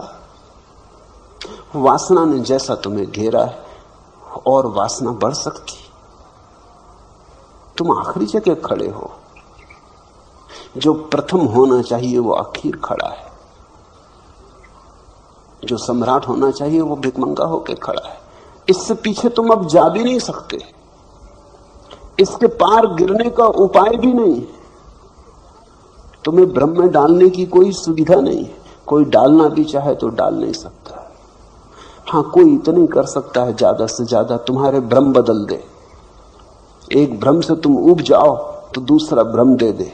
यही साधु सन्यासी करते रहते। संसार का भ्रम उखड़ने लगा, ऊब पैदा होने लगी, खूब जी ली, अब कुछ सार नहीं, देख लिया तो अध्यात्म का भ्रम पैदा करते। कहे कि चलो अब स्वर्ग का मजा लो, अब थोड़ा पुण्य करो, त्याग तपस्या करो, स्वर्ग में आप सराहें भोगो। यहां बहुत भोग ली, कुछ पाया नहीं। यहां चुल्लू चुल्लू शराब पीते रहे, वहां बहिश्त में फिरदौस में झरने बह रहे शराब के, डुबकियां लगाना। यहां क्या रखा है? स्वर्ग में स्वर्ण के महल हैं, हीरे जवाहरातों के वृक्ष हैं, वहां मजा लो। कल्प वृक्ष हैं, उनके नीचे बैठो। यहां तो रोना पीना, रोना धोना खूब कर लिया। लेकिन ये नया भ्रम है। मैं तुम्हें कोई नया भ्रम नहीं दे रहा। मैं तुमसे सिर्फ इतना कह रहा हूं, काफी भ्रम देख लिए, अब थोड़ा जागो। साक्षी भाव कैसे भ्रम हो सकता है, थोड़ा सोचो। सिर्फ साक्षी होने को कह रहा हूं, जो भी है उसे देखने को कह रहा हूं। कुछ करने को कहता तो भ्रम पैदा होता। तुमसे कहता है कि ये छोड़ के ये करो तो भ्रम पैदा होता। तुमसे सिर्फ इतना ही कह रहा हूं, जो भी कर रहे हो, जहां भी हो, भोगी हो, योगी हो, जो भी हो, हिंदू हो, मुसलमान हो, मस्जिद में, मंदिर में हो, जहां भी हो, जागो। जाग के देखो, जागने में कैसे भ्रम हो सकता है। जागे हुए आदमी को भ्रम की कोई संभावना नहीं रह जाती। नींद में सपने होते हैं, जागने में कैसे सपना हो सकता है। और यदि लोग सुख दुख में प्रतिक्रिया करना छोड़ दें तो वे पशु या पेड़ पौधे जैसे तो नहीं हो जाएंगे। पहली तो बात, तुमसे किसने कहा कि पशु और पेड़ पौधे तुमसे खराब हालत में? तुमने ही मान लिया। पेड़ पौधों से भी तो पूछो, पशुओं से भी तो पूछो। थोड़ा पशुओं की आंख में भी तो झांक के देखो। ये भी आदमी का अहंकार है कि वो सोचता है वो पशुओं से ऊपर। और पशुओं की इसमें कोई गवाही भी नहीं ली गई। ये भी बड़े मजे का बात है। एक तरफा निर्णय कर लिया है, अपने आप ही निर्णय कर लिया है। अगर पशुओं में भी इस तरह की किताबें लिखी जाती होंगी, शास्त्र रचे जाते होंगे, तो उनने भी लिखा होगा कि आदमी बहुत गया बीता जानवर। मैंने तो सुना है कि बंदर एक दूसरे से कहते हैं कि आदमी पतित बंदर।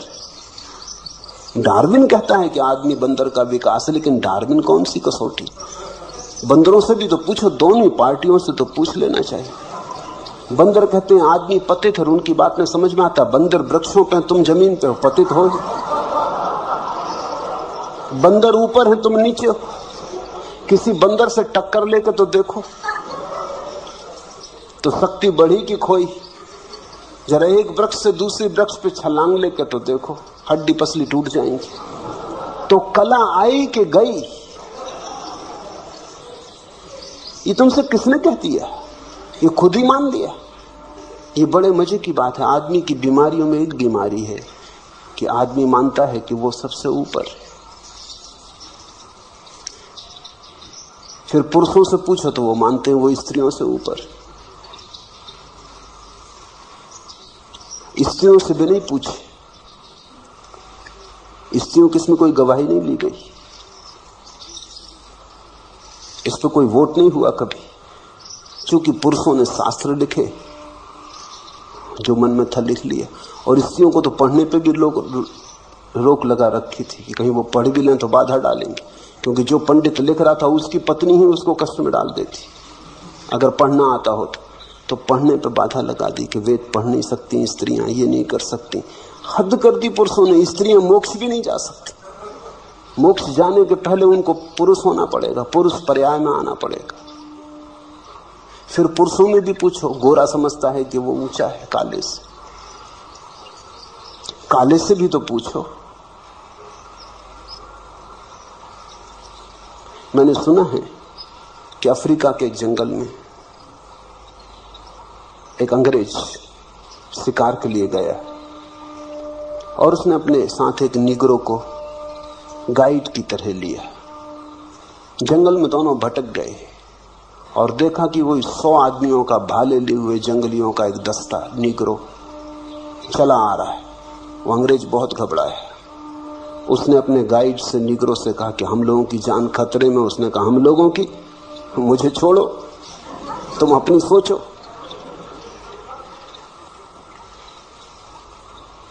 मेरी क्यों खतरे में होगी?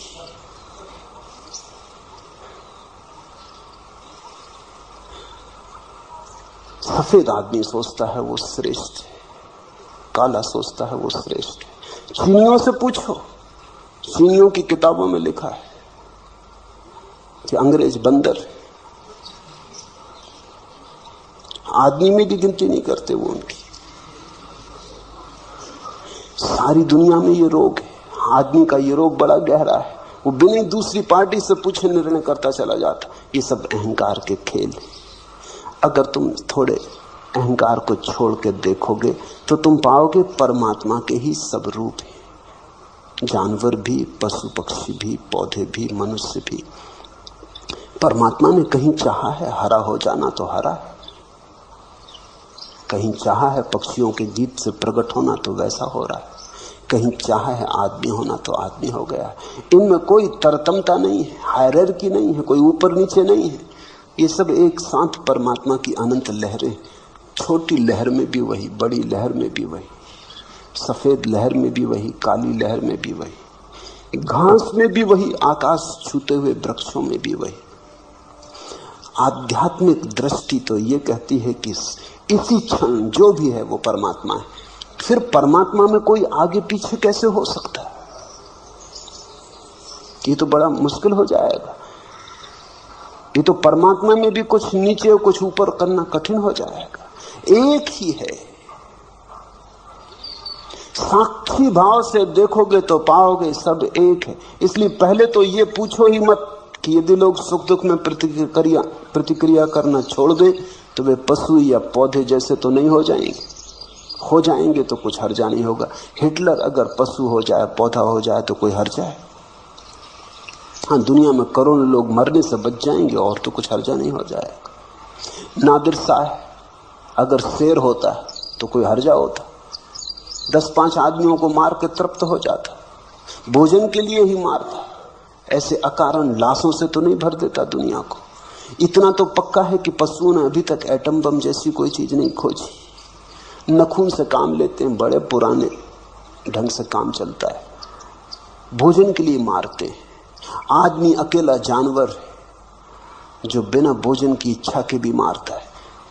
आदमी जाता है जंगल में शिकार करने, पशुओं पक्षियों को मारता है, कहता है आखेट के लिए आए, खेल के लिए आए। और अगर सिंह उस पर हमला कर दे तो वो आखेट नहीं, फिर नहीं कहता कि सिंह खेल कर रहा है, करने दो, आखेट हो रही। खेल के लिए मारते हो, कोई पशु नहीं मारता खेल के लिए। और एक और बड़े मजे की बात है कि कोई पशु अपने वर्ग में नहीं मारता। कोई सिंह किसी दूसरे सिंह को मारता नहीं, कोई बंदर किसी दूसरे बंदर की हत्या नहीं करता। सिर्फ आदमी अकेला जानवर है जो आदमियों को मारता है। चींटी चींटी को नहीं मारती, हाथी हाथी को नहीं मारता, कुत्ता कुत्ते को नहीं मारता। लड़ झगड़ लें, मारने वगैरह की बात नहीं करते, हत्या नहीं करते। आदमी अकेला जानवर है जो एक दूसरे की हत्या करता है। आदमी में ऐसा है क्या जिसके लिए तुम इतने परेशान हो रहे हो? खो भी जाएगा तो क्या खो जाएगा? पेड़ पौधे बहुत सुंदर हैं, पशु बड़े निर्दोष हैं। मगर मैं ये नहीं कह रहा कि तुम पेड़ पौधे या पशु हो जाओ, मैं सिर्फ ये कह रहा हूं कि अहंकार छोड़ो। और दूसरी बात, ये मैंने कहा भी नहीं कि सुख और दुख में प्रतिक्रिया करना छोड़ दें। ये अष्टावक्र ने भी कहा नहीं। सुख दुख में समता रखने का अर्थ सुख दुख में प्रतिक्रिया करना छोड़ देना नहीं है। सुख दुख में समता रखने का अर्थ केवल इतना ही है कि मैं साक्षी रहूंगा। दुख होगा तो दुख को देखूंगा, सुख होगा तो सुख को देखूंगा। इसका यह अर्थ थोड़ी है कि जब तुम बुद्ध को कांटे चुभाओगे तो उनको दुख नहीं होता। बुद्ध को कांटे चुभाओगे तो तुमसे ज्यादा दुख होता है, क्योंकि बुद्ध तुमसे ज्यादा संवेदनशील है। तुम तो पथरीले हो, बुद्ध तो कोमल कमल की तरह है। तुम जब बुद्ध को कांटे चुभाओगे तो बुद्ध को पीड़ा तुमसे ज्यादा होती, लेकिन पीड़ा हो रही शरीर में, बुद्ध ऐसा जान के दूर खड़े रहते। देखते हैं पीड़ा हो रही, जानते हैं पीड़ा हो रही, फिर भी अपना तादात्म्य पीड़ा से नहीं करते। जानते हैं मैं जानने वाला हूं, ज्ञाता स्वरूप हूं। प्रतिक्रिया छोड़ने को नहीं कह रहे हैं। ये नहीं कह रहे हैं घर में आग लग जाए तो तुम बैठे रहना तो तुम बुद्ध हो गए, भगना मत बाहर। भागते समय भी जानना कि घर जल रहा है, वो मैं नहीं जल रहा। और अगर शरीर भी जल रहा हो तो जानना कि शरीर जल रहा है, मैं नहीं जल रहा। इसका यह मतलब नहीं कि शरीर को जलने देना, शरीर को बाहर निकाल लाना। शरीर को कष्ट देने के लिए नहीं कह रहे हैं। प्रतिक्रिया शून्य होने का अर्थ हुआ कि तुम पत्थर हो गए, जड़ हो गए। तो बुद्ध पत्थर नहीं है। बुद्ध से बड़ा करुणावान कहां पाया तुमने? अष्टावक्र पत्थर नहीं हो गए होंगे, प्रेम की धारा बही। तो जिनसे प्रेम का झरना बहा उनकी संवेदनशीलता बढ़ गई होगी, घट नहीं गई होगी। उनके पास महाकरुणा उतरी। लेकिन तुम गलत व्याख्या कर ले सकते हो। और जिन्होंने पूछा है थोड़े शास्त्रीय बुद्धि के मालूम होते, थोड़ा बुद्धि में कचरा ज्यादा है, कुछ पढ़ लिया, सुन लिया, इकट्ठा कर लिया, वो काफी चक्कर मार रहा है। वो सुनने नहीं देता, वो देखने भी नहीं देता, वो चीजों को विकृत करता चला जाता। राही रुके सब, भीतर का पानी अधहंसा, बाहर जमी बर्फ है। एक तरफ छाती तक दलदल अगम, बाढ़ का दरिया एक तरफ। मन मानी बह रही हवाएं, जंगल झुके हुए सब, राही रुके हुए सब। बंद द्वार, अधखुली खिड़कियां, झांक रही कुछ आंखें। सूरज के मुंह पर संध्या की काली अनगिन तीर सरीखी चुभती हुई सलाखें। अपने चेहरे के पीछे चुप, सहमे लुके हुए सब, राही रुके हुए सब। अपने चेहरे के पीछे चुप, सहमे लुके हुए सब, राही रुके हुए सब। ये जो चेहरे, मुखौटे, बुद्धिमानी के, पांडित्य के, शास्त्रीयता के, इनके पीछे कब तक छुपे रहोगे? ये जो विचारों की परतें हैं, इनके पीछे कब तक छुपे रहोगे? इन्हें हटाओ, भीतर के शुद्ध चैतन्य को जगाओ। दृष्टा की तरह देखो, विचारक की तरह नहीं। विचारक का तो अर्थ हुआ मन की क्रिया शुरू हो गई। तो अगर अष्टावक्र को समझना हो तो चैतन्य, शुद्ध चैतन्य की तरह ही समझ पाओगे। अगर तुम सोच विचार में पड़े तो अष्टावक्र को तुम नहीं समझ पाओगे, चूक जाओगे। अष्टावक्र कोई दार्शनिक नहीं है और अष्टावक्र कोई विचारक नहीं है। अष्टावक्र तो एक संदेश वाहक हैं, चैतन्य के साक्षी के, शुद्ध साक्षी।